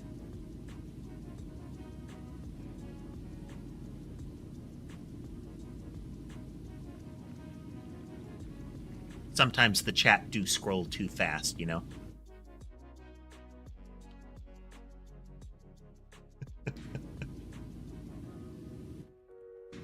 That's right, Kebo. This is not suspicious at all. Nothing to see here.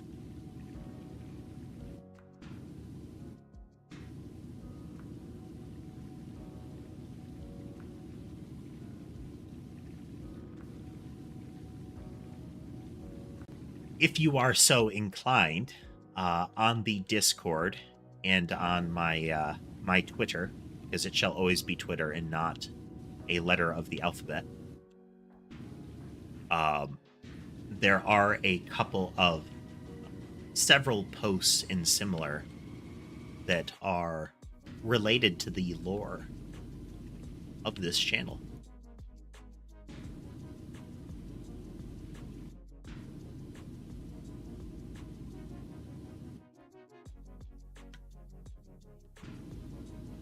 I agree with that, Kebo.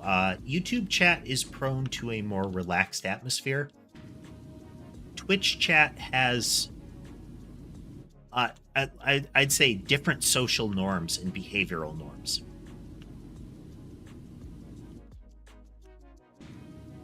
Back when I was Twitch affiliate, we played things that, using a mod that I made, we played particular games that were very prone to like Twitch integrations and whatnot. Those things and people that use soundboards and the like, those are much more common in a Twitch setting, though not, unknown in YouTube settings.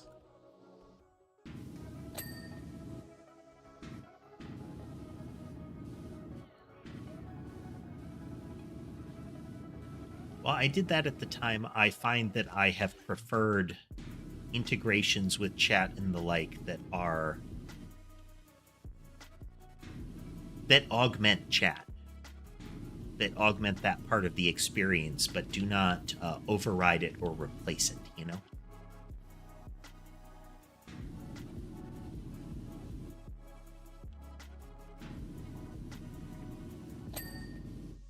Yeah, Twitch and YouTube are kind of their own things as far as video now. Well, streaming, I should say. I will say Twitch should continue to up their game. They have been, I think, reliant on the fact that they are the incumbent in the gaming space to continue to stay afloat. And that can't last forever, especially given the state of profitability on Twitch as far as the company.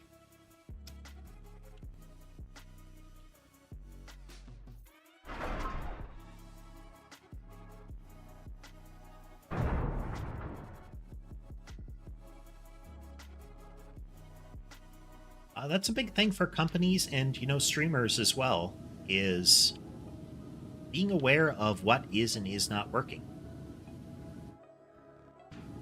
And what works for folks. It's the whole reason that I have started to stream in short form as well as wide form. People seem to like it. Now, there are trends I won't follow. There are trends that I'm willing to try. It's important to be aware of what kind of thing.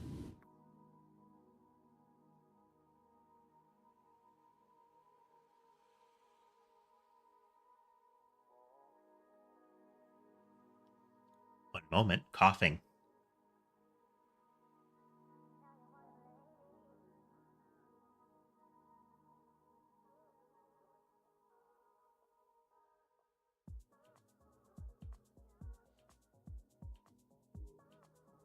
Okay, that's better. Mostly better. That is a concern that people have with short form content, is that it's very bursty. I think there are other issues that are better to look at than that.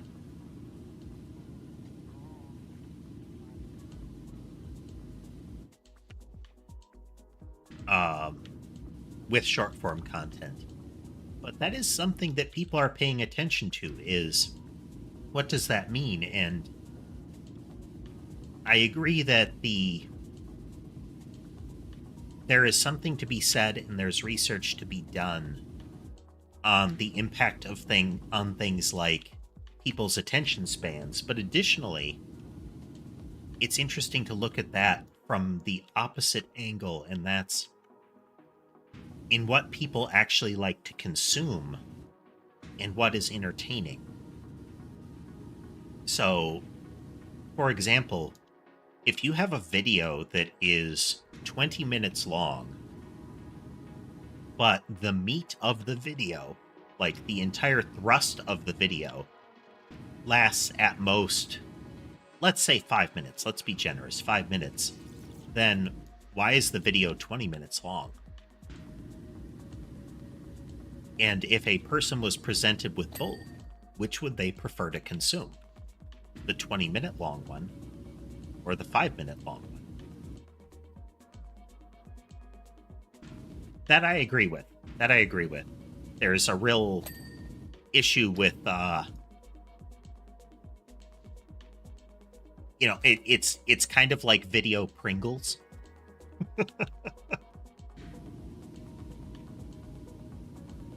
You just start munching.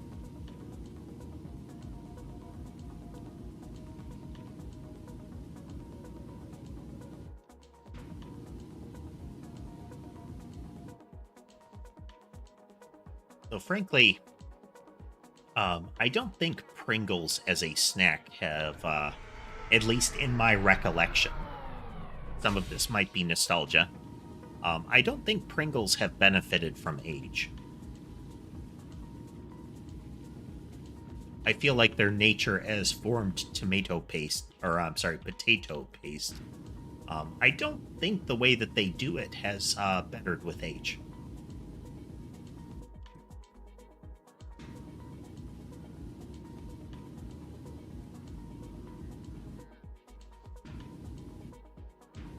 I think a coming issue with short form content is going to be copyright infringement.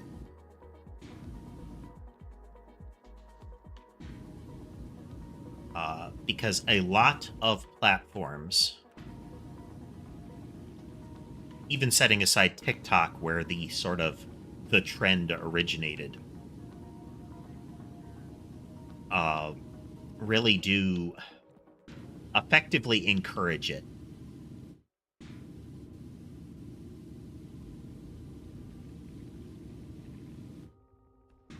Like, sometimes they create tools that make it easier to just take somebody else's content and put it in another video, whether you add to it or not.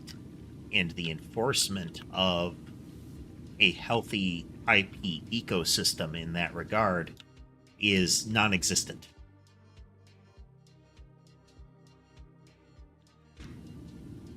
YouTube has, and even TikTok have actually been making strides in making things like music available to content creators. Now, with YouTube, I don't know when it becomes available, but they have a tool for music that has been licensed for use on YouTube as a whole, with systems to remove the music if it is if it ceases to be available. Even Twitch did something like that, but I don't know if they're still doing it. The tool for doing it was also a pain to use.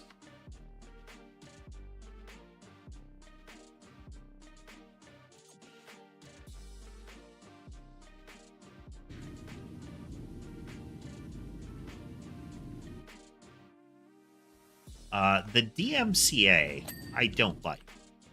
The principle of allowing a rights holder to actually properly protect their rights such that people aren't, like, you know, stealing that movie I made and, well, taking that movie I made and uploading it for free kind of stuff when I don't want them to, is one thing.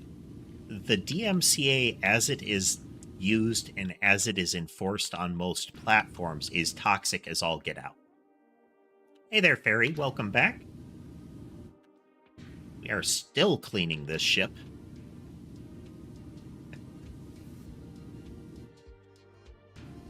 We haven't even approached the tail fin on it.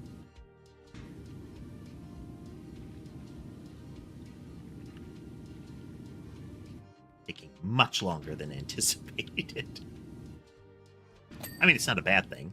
Power wash is fun.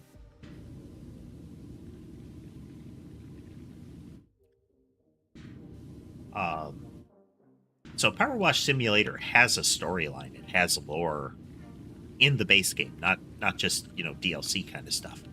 There is a story. There is stuff going on.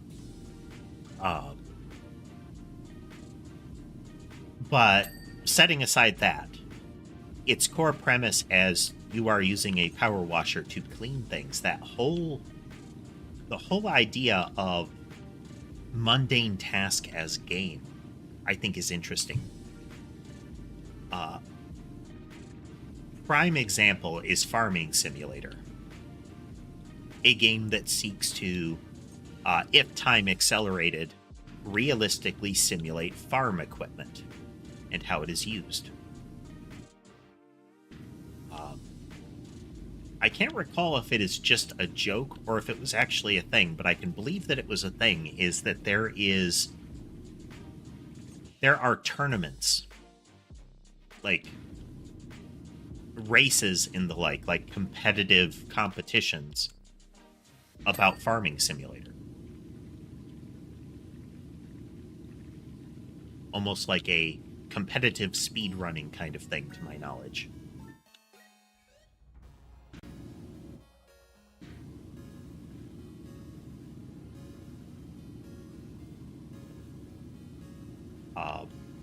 It's that kind of thing, that sort of rethinking of what can be a game and how it can be fun to different people, that I think is good. In that this circles back around to the short form content kind of thing, is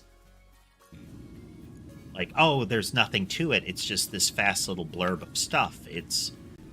But yeah, do people like that? And what do they like about it? Those are the important questions.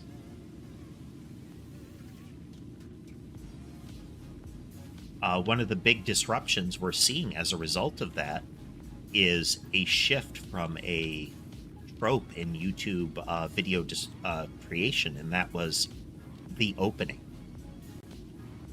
You would have a lot of YouTube videos that begin with a protracted opening of, you know, hi, I'm this person, this is my channel, in this video we're going to go over this kind of thing. A very formalized, like, essay structure.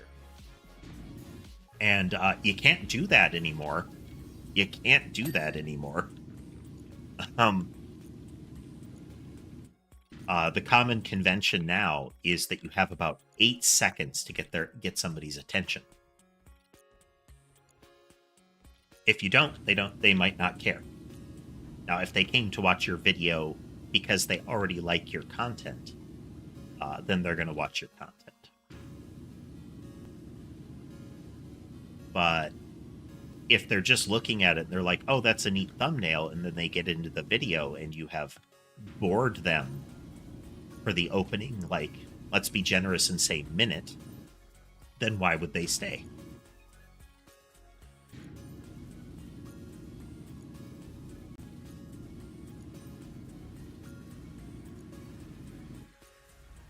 And it's an interesting discussion.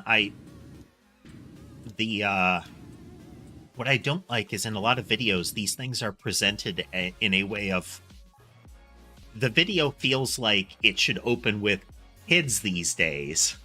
You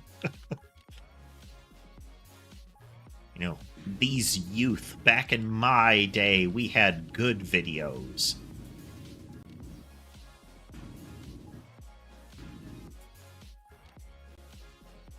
We had long intros that lasted 2 hours, and we liked them.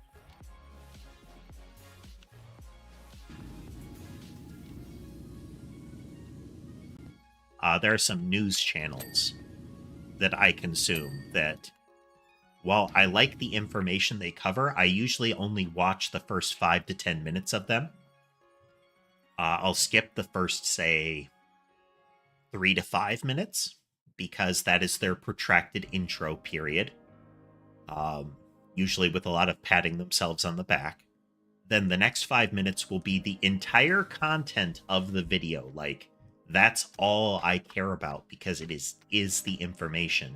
And then the next part is the rest of the video is just them reiterating it, or, again, patting themselves on the back more, being overdramatic. And that's relatively common with some long videos. Like, okay, get to the point, and now what's your actual personal spin on it? Like, tell me why you care and why I should care.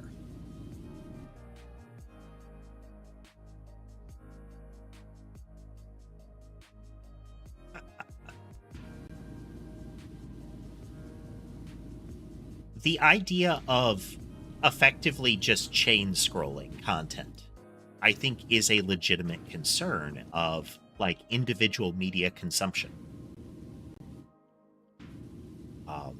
Like, what am I getting out of this? So entertainment is something that you can get.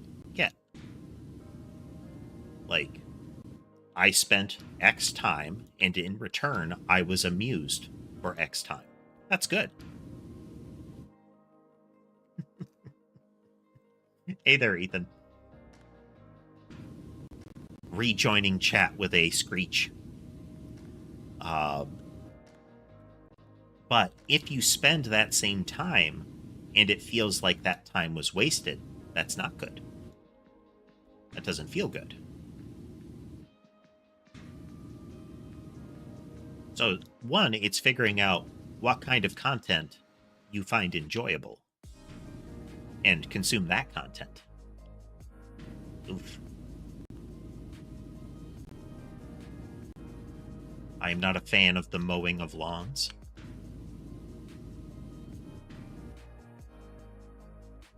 I mean, there's touching grass, but at some point you're taking it too far, you know?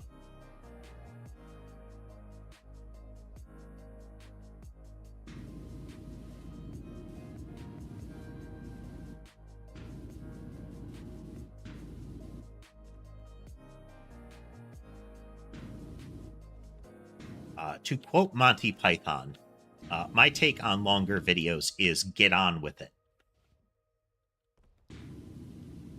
Let's get to the point. In that way, I think there's lots of videos, and we can chat about anything you want, folks. Feel free to interject with random other questions. This is not a let's talk about content these days channel on its own. We can, too. But that's not all.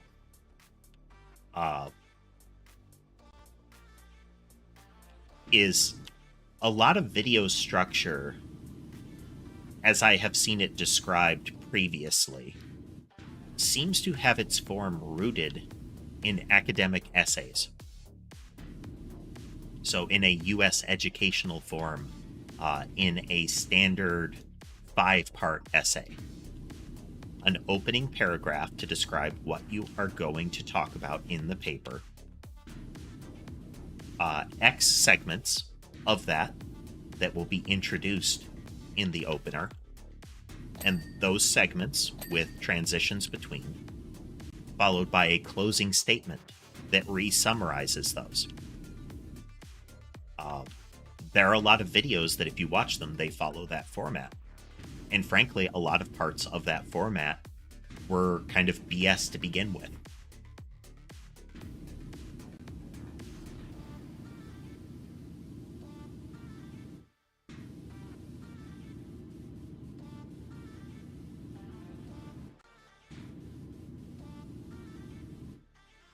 And they didn't need to carry over into video format because there are aspects of media that are available now and that are presented to you that remove the necessity of some of those concepts.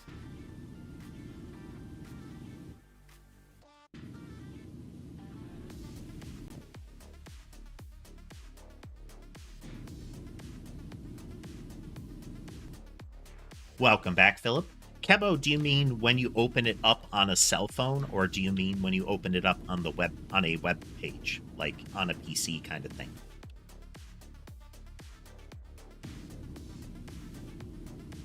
If you mean on a cell phone, yeah, they totally do that.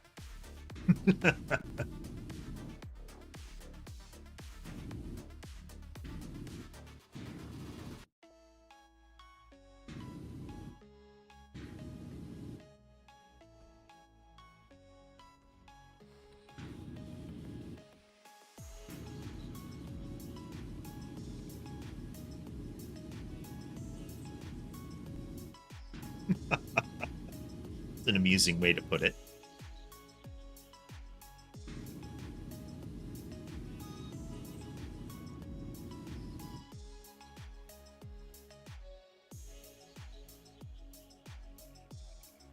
Welcome back, Philip. And Ethan, the Death Destroyer of Worlds, once again referencing Discworld.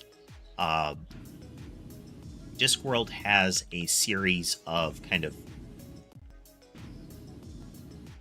a set of different areas concurrently happening, same world, same timelines. Things like the Night Watch, the Three Witches, character sets. One of them is Death. Death is a recurring character. He is a anthropomorphization, a personification of Death, the Grim Reaper. You know, skeleton, robes, scythe. And a lot of his stories are both in like representations of that personification, but also the perspective of the individual that has resulted from that. Like of Death's encounters with individuals that have changed its perspective on how it should interact.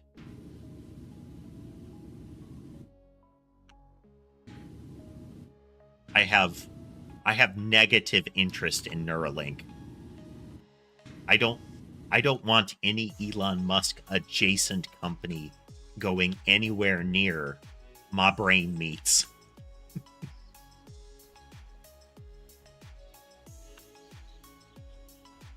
I do like cats, Ethan. I like cats a lot. Whenever somebody goes to get an animal, I would always suggest looking at local animal shelters. I would always encourage people to look at local animal shelters or places that collaborate with them. Places like PetSmart will have places that local animal shelters can bring the animals to showcase them.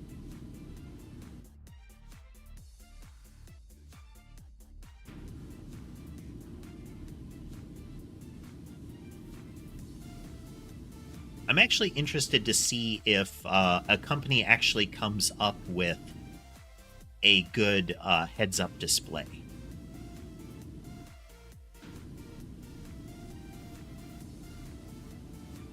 You know, things like Google Glass and whatnot, but less clunky.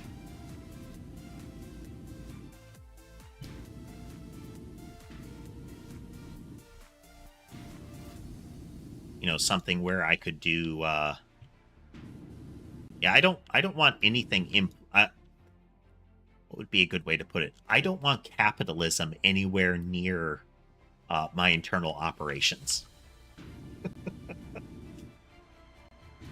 Largely because we already have instances of people being wildly hurt by that. There are folks that have had things like eye implants to see. People that were pretty much entirely blind, except for an implant that they got from a company. And then that company shut down. And now they have an implant that previously required regular maintenance from that company. And now they just have some metal that is slowly falling apart in their eyes.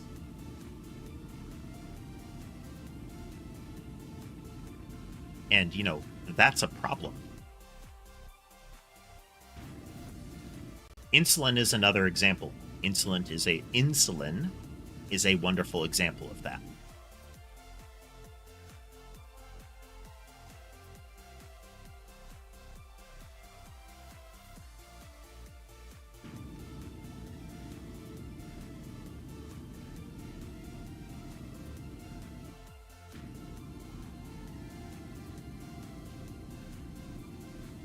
I really,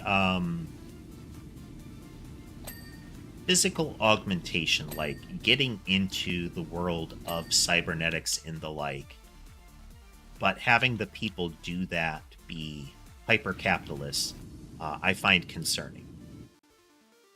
Because frankly, down that road, is cyberpunk. Now, how you could do it more healthily, I'm not sure.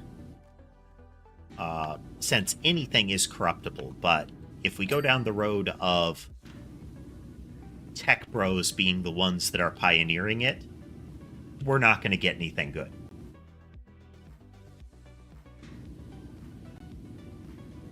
It's going to be bad, and it's going to be catastrophically bad. People will be hurt very badly by it.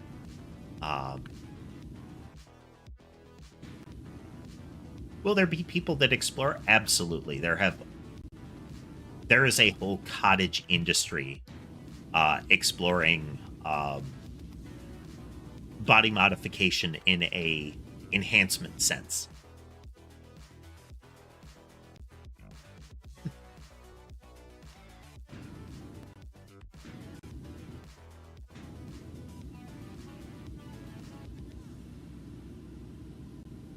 There are parts of Cyberpunk 2077 that I think do a good job of conveying the themes of cyberpunk as a genre. There are parts that don't do as good a job. The anime did a really good job of it. The thing that made 2077 popular. The anime.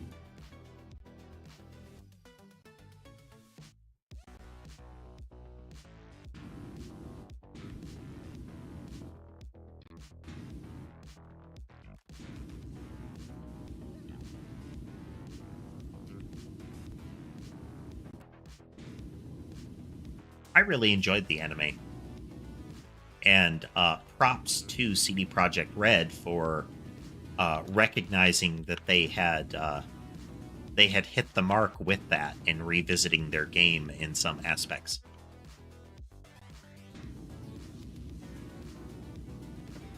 It's also one of those anime that starts out kind of like in one theme and then ends with a punch in the gut emotionally.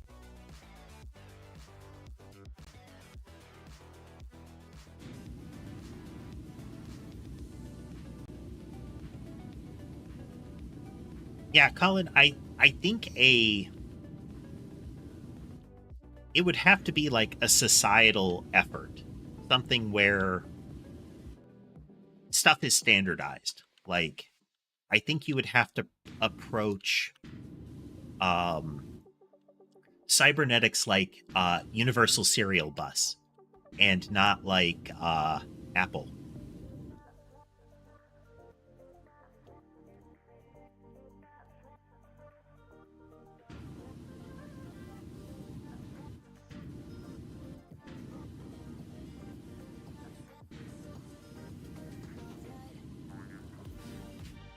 You would still get scenarios where things would go wrong, but at least there would be that kind of communal scientific effort to make it so that even if one company bails out, that you can swap over to another and have enforcement, like societal governmental enforcement of those standards.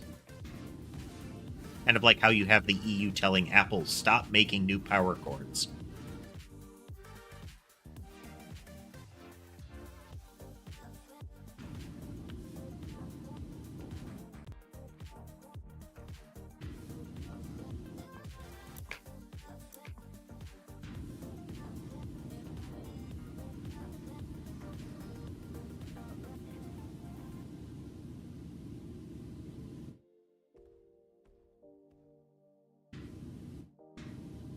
These kind of things make interesting thought experiments, both in what could go wrong, but also saying, like, okay, setting aside all of the scary parts, again, the keep your capitalism away from my brain parts. Setting aside that, it's like, what good things, what cool things could come of it, you know? It is a bit like that, Philip. This is a setting appropriate power washer. So really grandiose name kind of thing. With the power washer extensions for range. And you can make it kind of like a beam rifle.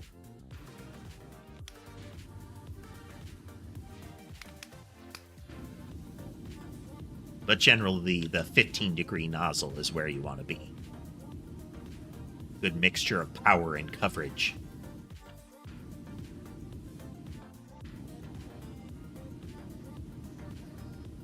As long as you can get the beam close enough.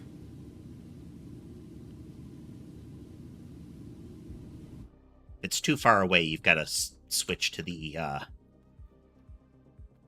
focused part, usually the spinny one.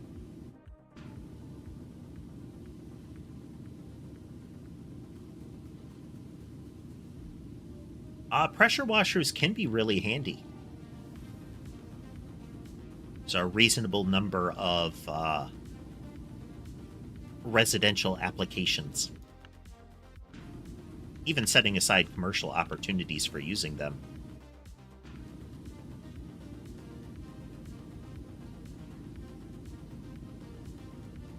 Plenty of people with personal businesses centered around essentially going to places and cleaning stuff with pressure washers.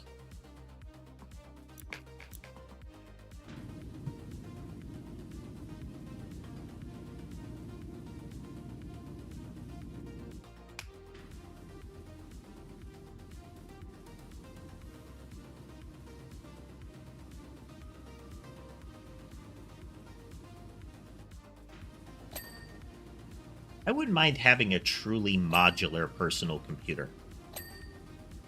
And I don't mean modular in the sense of like, hey, I can choose my graphics card. Not that. I mean, the whole computer is modular. Like, I could take another personal computer and just glue it to another one and have it work twice as well, you know?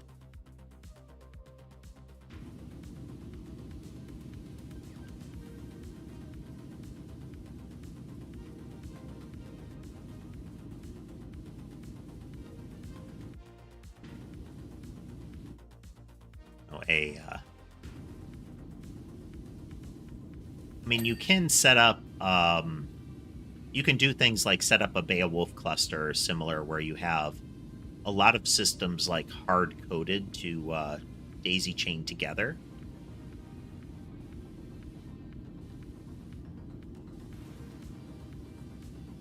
But I mean in a sense of they truly become one entity that operates as a single entity. So it doesn't need to be, their application does not need to be custom built to operate it, you know?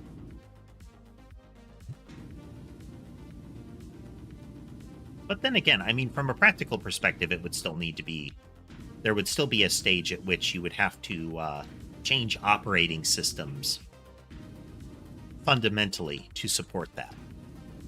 The idea that there could be, you know, that there could be 54 CPUs in this operating system, or there could be one. Use them appropriately. You know, there could be that many graphics cards. There could be, you know, there could be 1,000 USB hubs.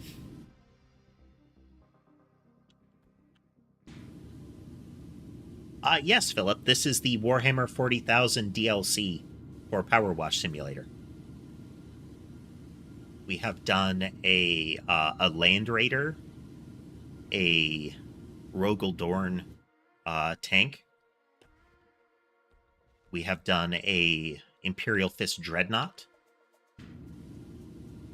and a Imperial Knight.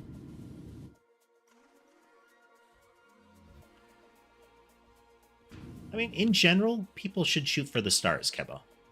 It's understand what you want and decide if it's something that you're willing to go after.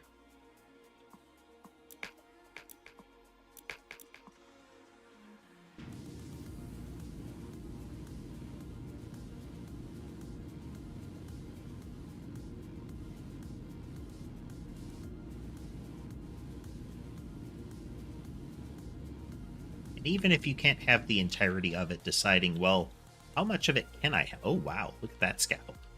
Look at that. I didn't realize we had one of these. Super tall version.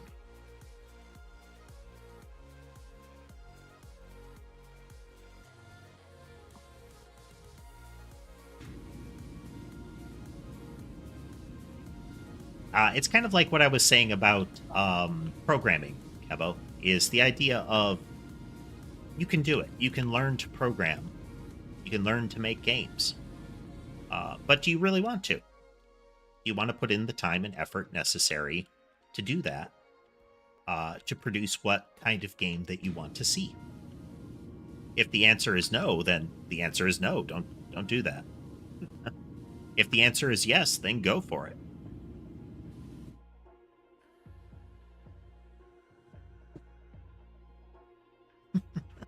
Yeah, it does look like Mason and Sherbet were dashing past there.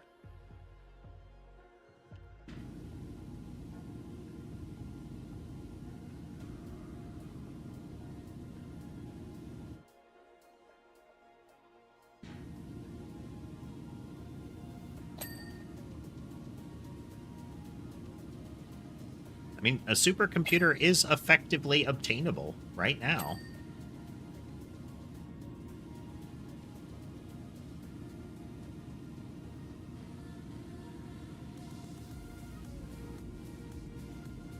I would personally like to see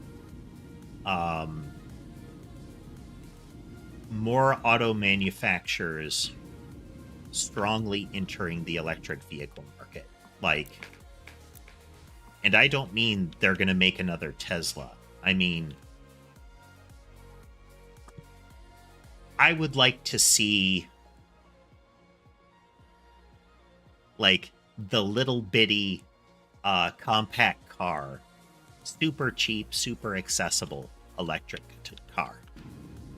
I would like to see international standards for electric chargers.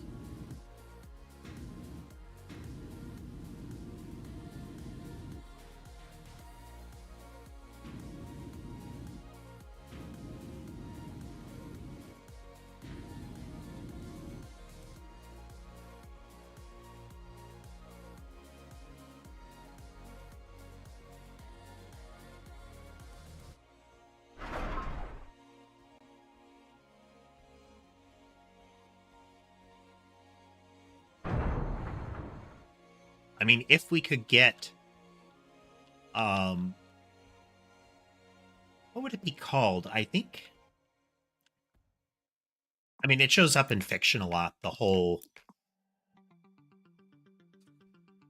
ubiquitously available kind of wireless electricity. That would be kind of cool.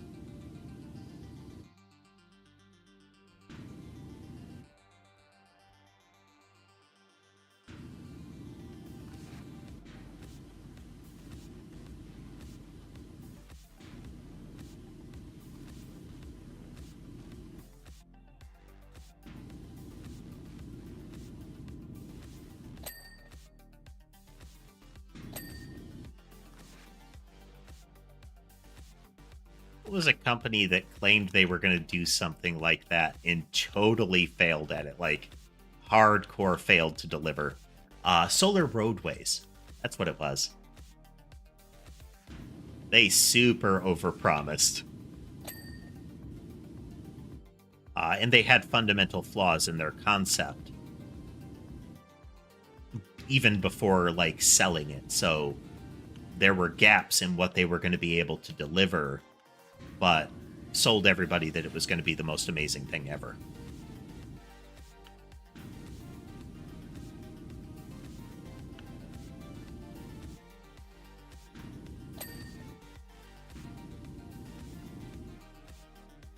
Effectively, they tried to build solar panels into roads, like a tile, you know?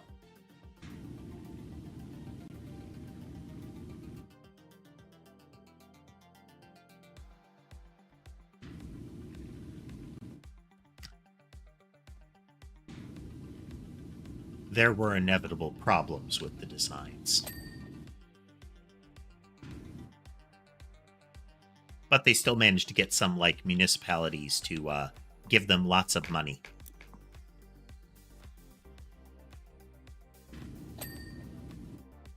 I mean, their whole idea was stuff like that the solar panels would have LEDs built into them so that you could have the, like, traffic lines and the like built into the panels and all of that.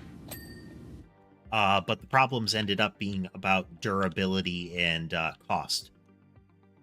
The things were really prone to breaking down and couldn't handle the stresses that they were going to be put under, both directly physical and environmental. Neat concept, but like a lot of these concepts, they actually need the amount of research, like plenty of research to follow.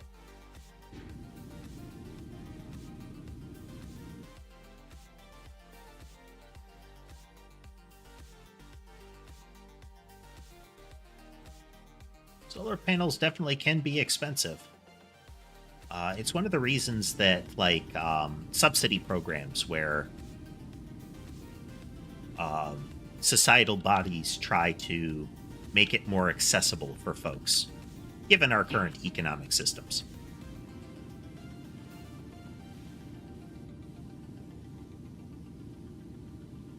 Right. There are plenty of things that you can look at and say, in order to go as far as you are claiming you want to go, to the person that's touting the tech, we need a fundamentally new thing in our grasp of technology. So, right now, there's a lot of hype about artificial intelligence because of the upsurge in things like generative AIs used to make pictures, video, that kind of thing. And a lot of those are wildly overhyped in what they're capable of doing. Even the newest ones with them showcasing, look at this movie that it made. And it's like, that's very pretty, but it's not what you're saying it is. And it can't grow into what you're saying it can grow into. Is it possible? Like, is it something that you could see happening? I would say not with our current understanding of technology. Could it be possible? Yeah, I mean, all kinds of things are possible, but currently implausible or currently impossible.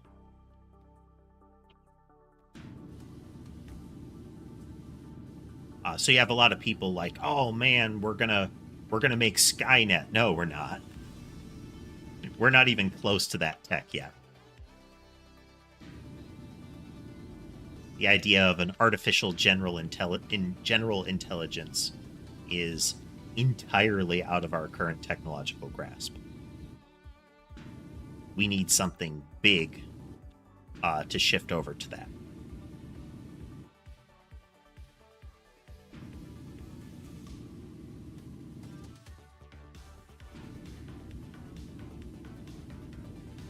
So an interesting part of that, Kebo, is one of our problems as far as, quote unquote AI right now, is that the algorithms that we use aren't good at, let's say, being definable. So we use programmatic techniques that are program techniques that I'm going to say emergent. I don't know if that's still the right word for it, but they're emergent techniques, genetic algorithms, neural networks, that kind of thing. And they're neat techniques, but part of the problem is we don't really know what they're doing. Like, code-wise, we know what they're doing. But what a particular portion of the data that we're operating does is often fundamentally unclear. This is not Recron. The game that we're making in other streams on the channel. And did I change this on Twitch? Oh, you're not on Twitch. This is PowerWash Simulator. Existing game.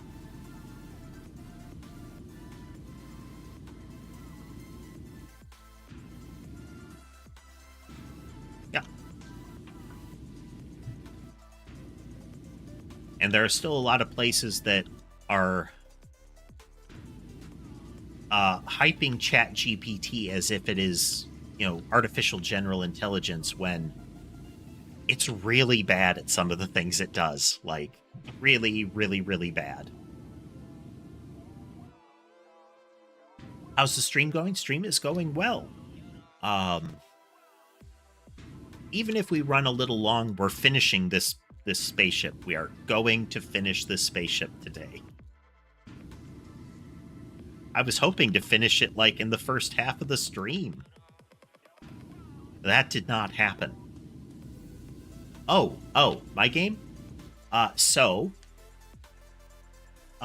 We ended yesterday with some new movement logic, and there was a bug in it. I know what the bug was. I haven't solved all of the instances of it in the individual movement logics, but it is solvable now. I know what we need to do, and I will totally remember to do it by the next stream or in the next stream. Absolutely gonna happen.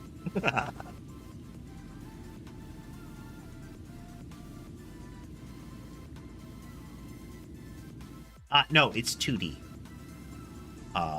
Could it be 3D? Yes. Don't know that I will. That might be a later project. It could be fun to learn something like Blender.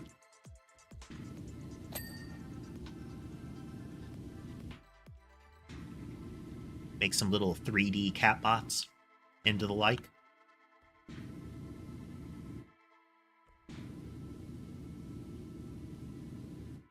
Could be fun. If I make a 3D model of a cat bot, I could load it into a 3D printer.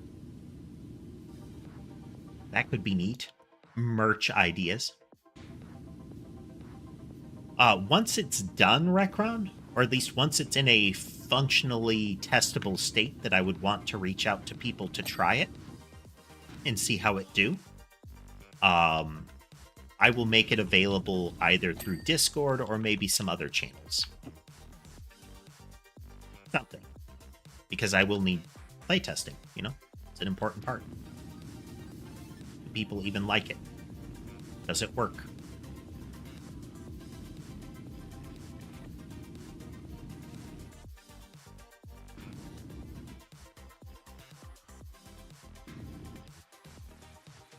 But right now, the focus on the game is moving towards completion. I generally don't add individuals, like I don't usually use like the friends list Recron, but in the descriptions of my videos, there is a link to a LinkTree, which has a link to the Discord. If you go there, it'll drop you into a channel where I can give you permissions, and from there, you can chat with me and the rest of the community that is on the Discord. It's not a fast, busy community, but it's there. We chat when people want to chat.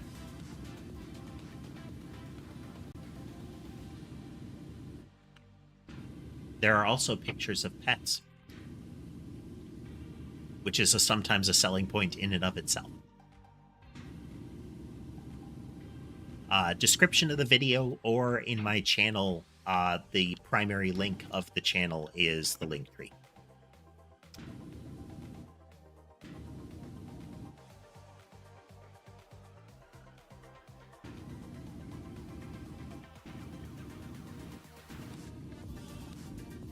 No worries. Like I said, when you initially join, you won't be able to see anything. After stream, I will pop in and unlock that for you.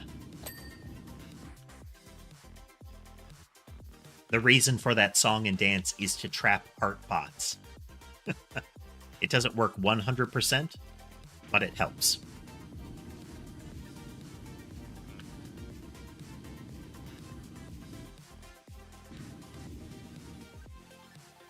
Should be at the top of the video descriptions.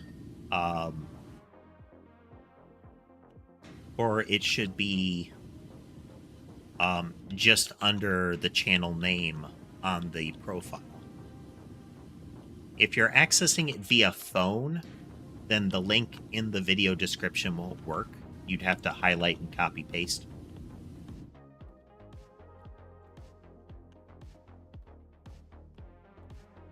Because people were doing bad things with short form video description links.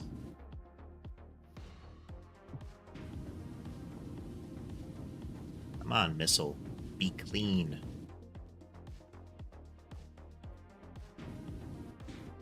Things like this missile are usually anti-tank weapons.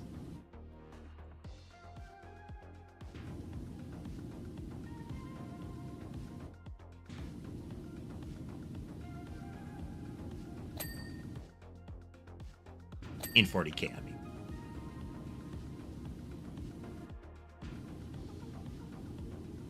I don't know if a real-world analog of this kind of missile would be that kind of thing. The tip of it implies to me that it would be more of an explosive.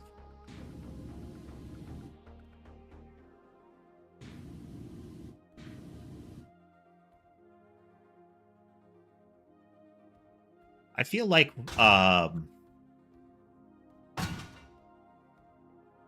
individually available tanks would fundamentally change our understanding of personal traffic.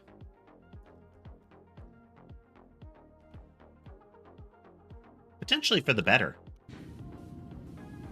Everybody would be much better on much better behavior if there was the threat of a anti-vehicular rocket in their future if they weren't.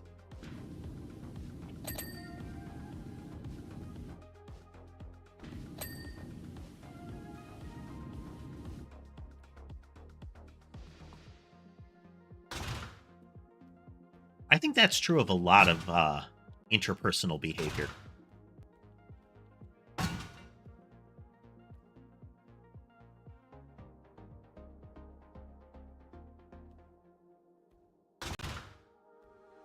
The threat of anti-tank ordnance tends to change behaviors.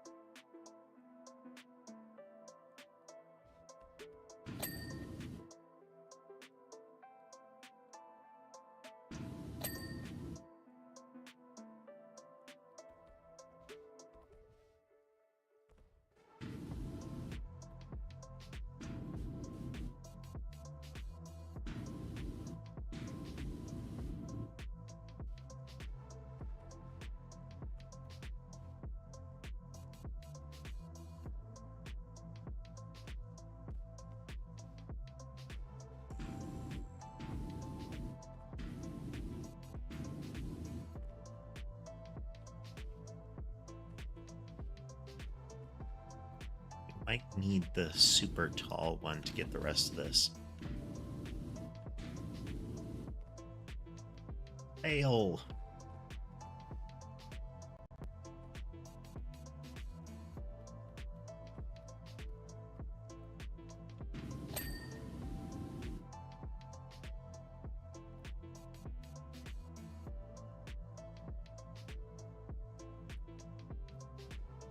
Go, up we go.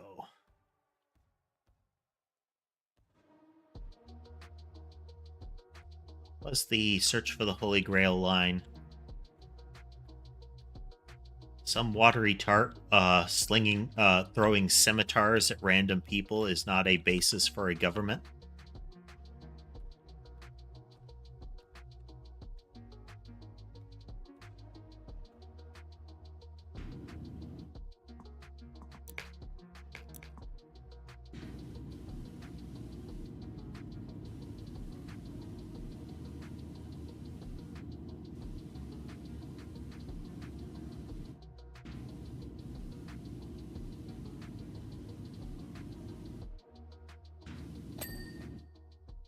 A part of the classic help I'm being repressed sequence.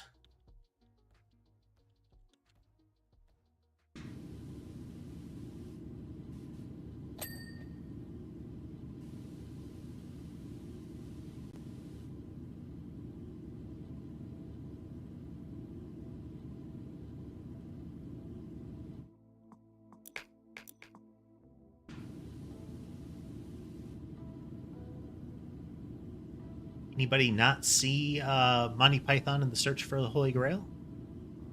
If you haven't, you really should. Kind of a classic. Kind of classic.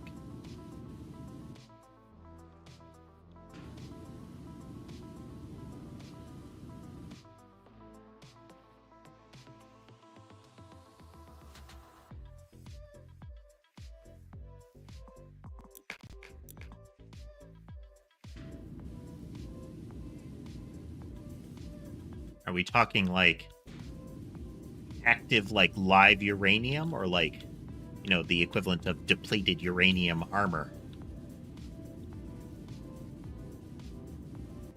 And would you have special muscles to go with it?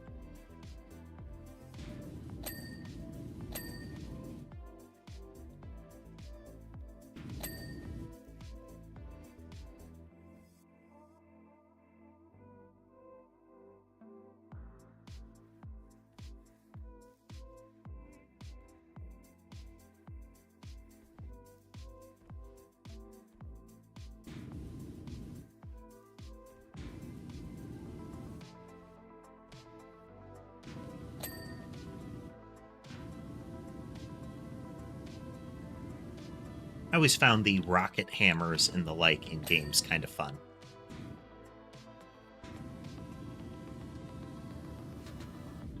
Something to be said for gratuitous, silly weaponry like that.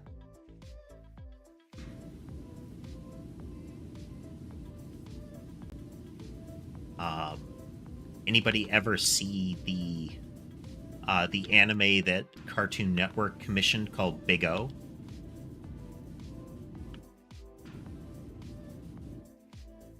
The title robot in that one had gigantic hydraulics in its arm as part of like finishing moves. Did I miss something you said there, Philip?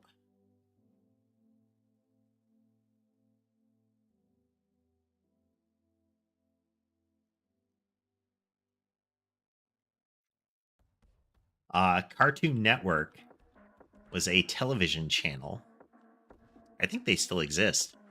That is one of the places that a lot of people in the US were exposed to anime.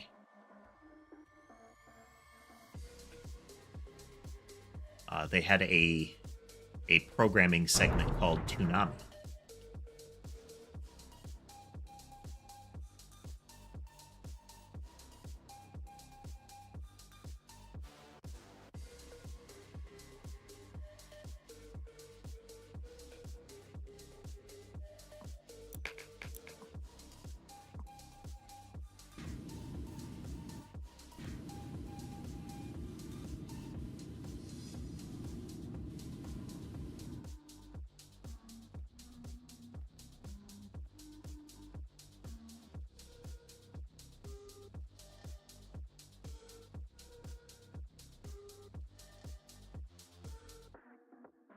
M1A2 Abrams.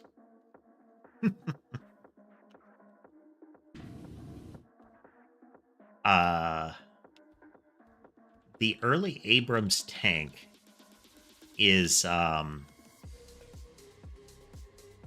inside this game, both in this DLC and in the game that this DLC is derived from.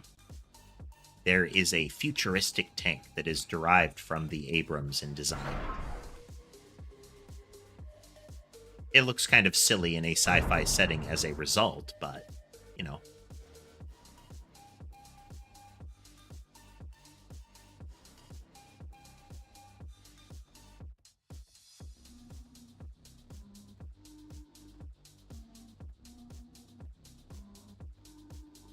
I mean, it can be good to take efforts to actually try to translate things cleanly, because sometimes the production of a subtitle or something like that might not actually be accurate to the language, but the same thing with the dubbing is sometimes it's incorrect as far as how they confer the idea.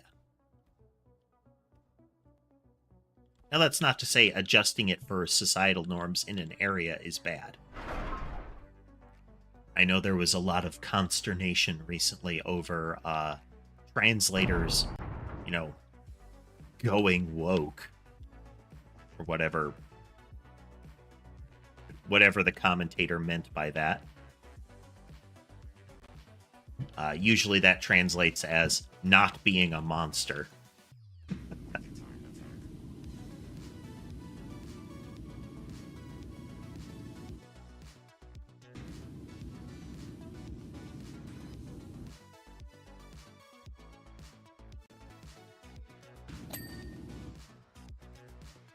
All right, what else we got? We're so close. Parts of the attack wing and the mounts. Parts of the access ramp.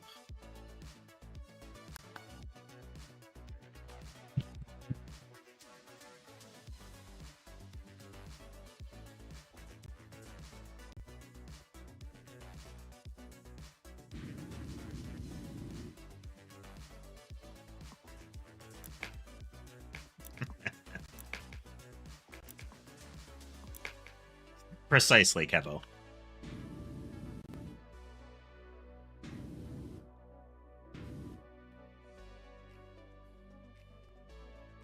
I do have to wonder what the next boogeyman is going to be called after that wears off.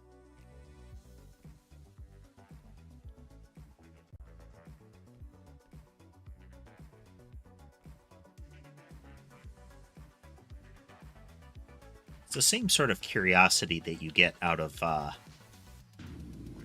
you know, the classic watching a train wreck unfold kind of thing.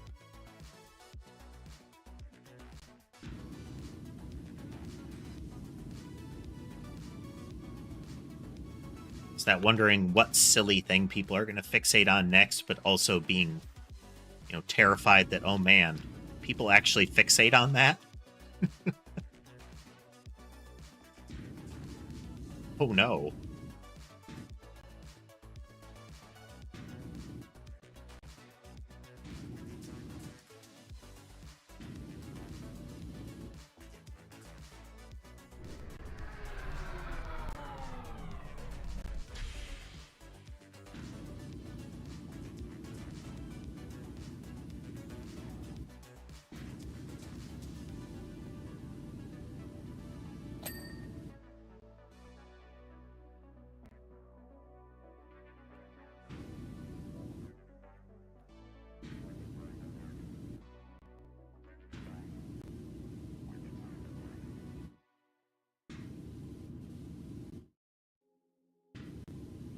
I'm close.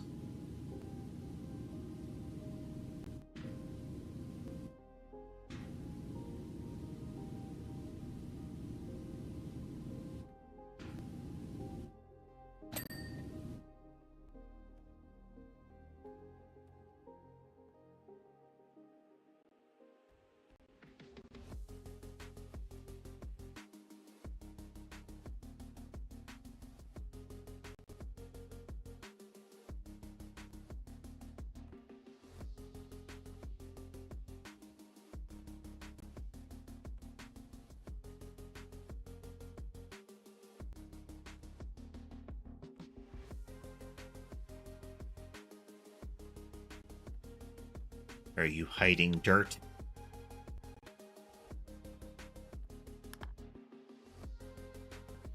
One of the engine turbines and one of the heavy bolters.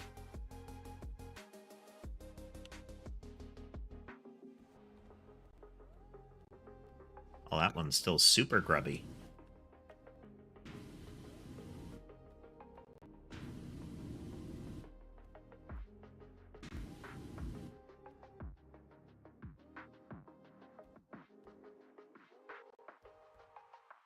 But how? Where did I put that ladder?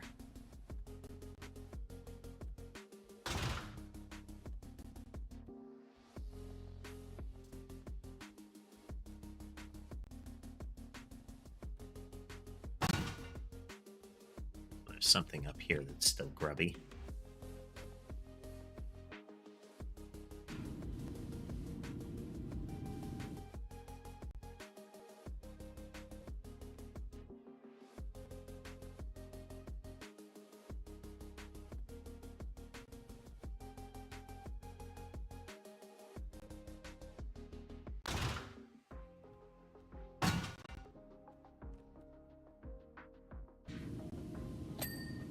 Go.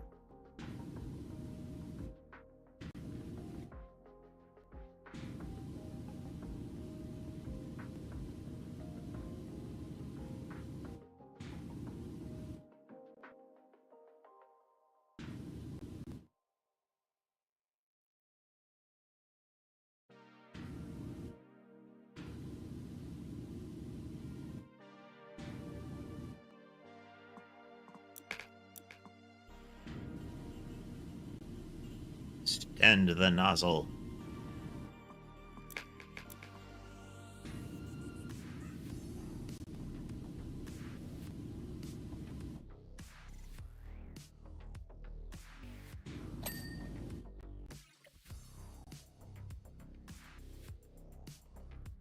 I mean, it's a way that people, it's one of the things that people like about watching streams. Now, you have to be careful not to take it too far.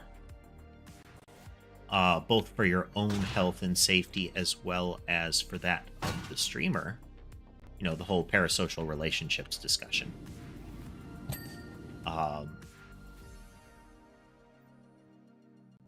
But it's a type of social interaction for some folks.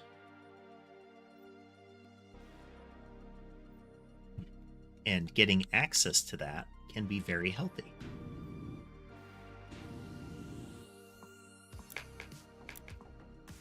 So again, you have to learn to not take it too far in the wrong directions.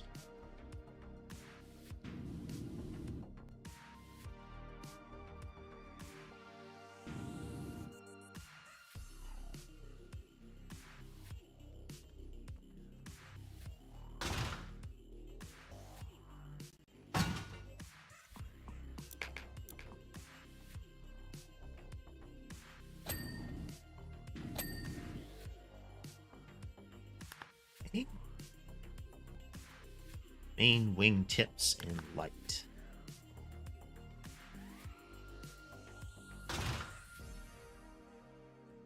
Gonna need the big platform.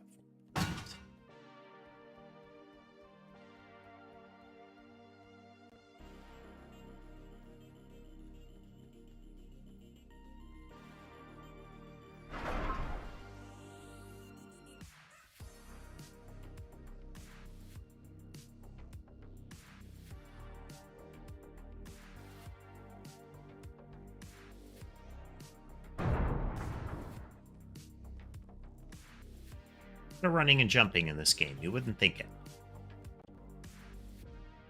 Remarkable amount of parkour in the power washing game.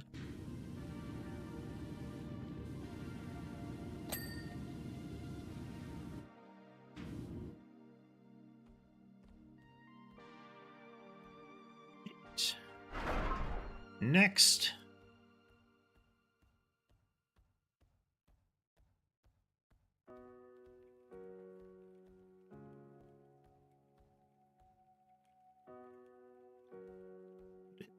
Here.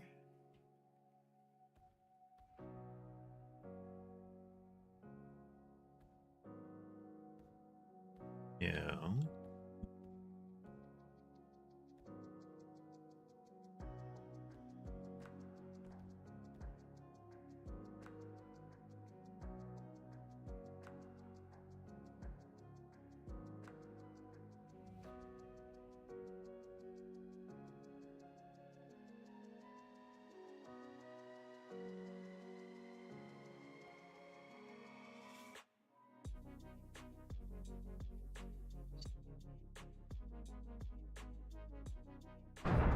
Got it. There's a very particular spot I could set it down.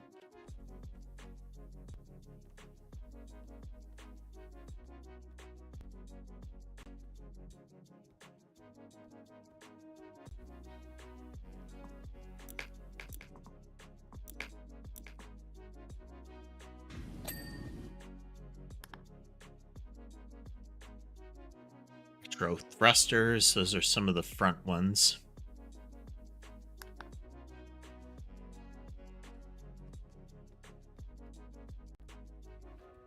These little dudes.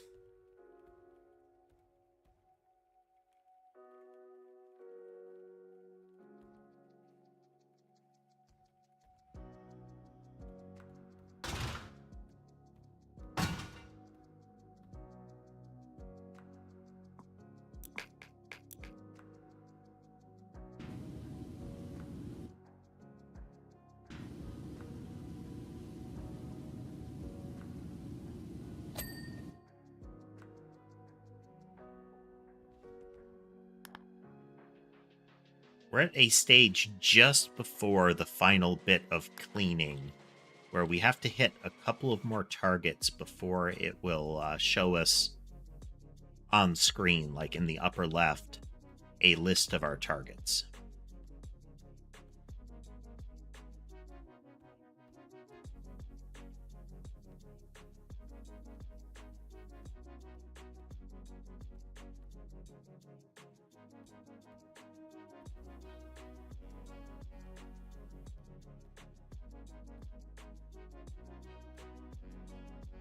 Are these ones on the sides really retro? Are all of these really retro thrusters? Since, like, some of the ones in the front I could get that, but they're all, like, hard pointed down. So they look kind of like lift-off thrusters, you know? Like vertical takeoff kind of tools.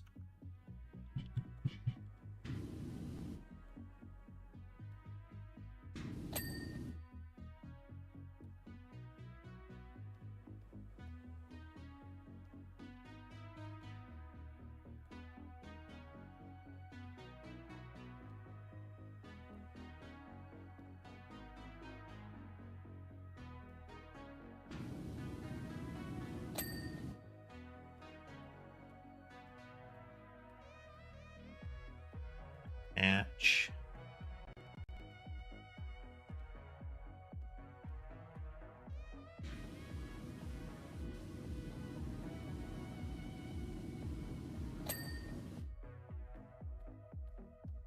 One of these little black things over the missiles.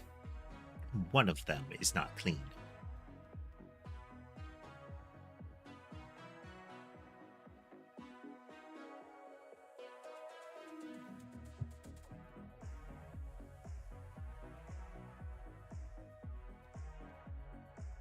The last little bit can be the slowest bit. Well, welcome back, Brexton. With that one.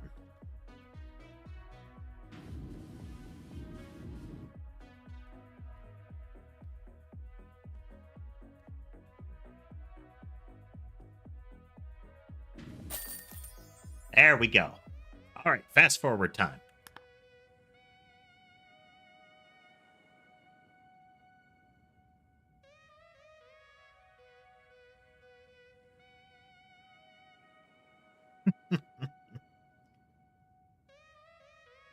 See, full access has been restored. The Archmagos has confirmed the viability of the artifact and is being transported to the Forge Temple on Olympus Mons. Going to the risk of something upon your remaining biologics, you will undergo Promethium Protocol. So Promethium is like a super fuel. It's also used in flamethrowers in this setting.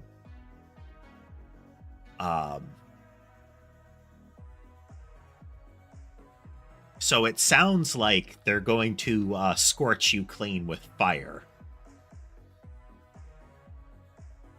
However, that your role in the operation was of critical importance. Indeed, calculations estimate that your sanctification prowess increased the probability of success by as much as 0.007%. And there we have it, folks. That was the end of the 40k DLC.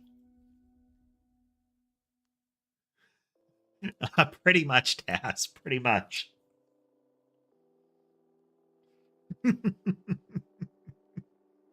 Oh, but good times. Good times. That is going to wrap it up from here, folks.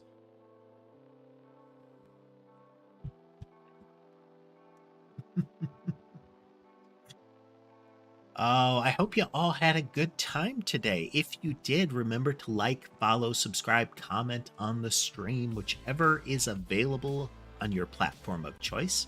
All of them help the channel.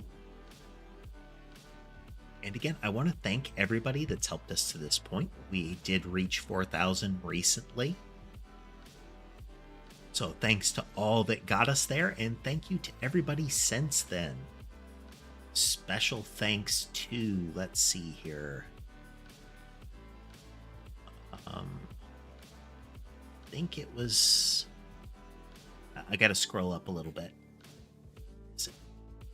I'll find it, just a second.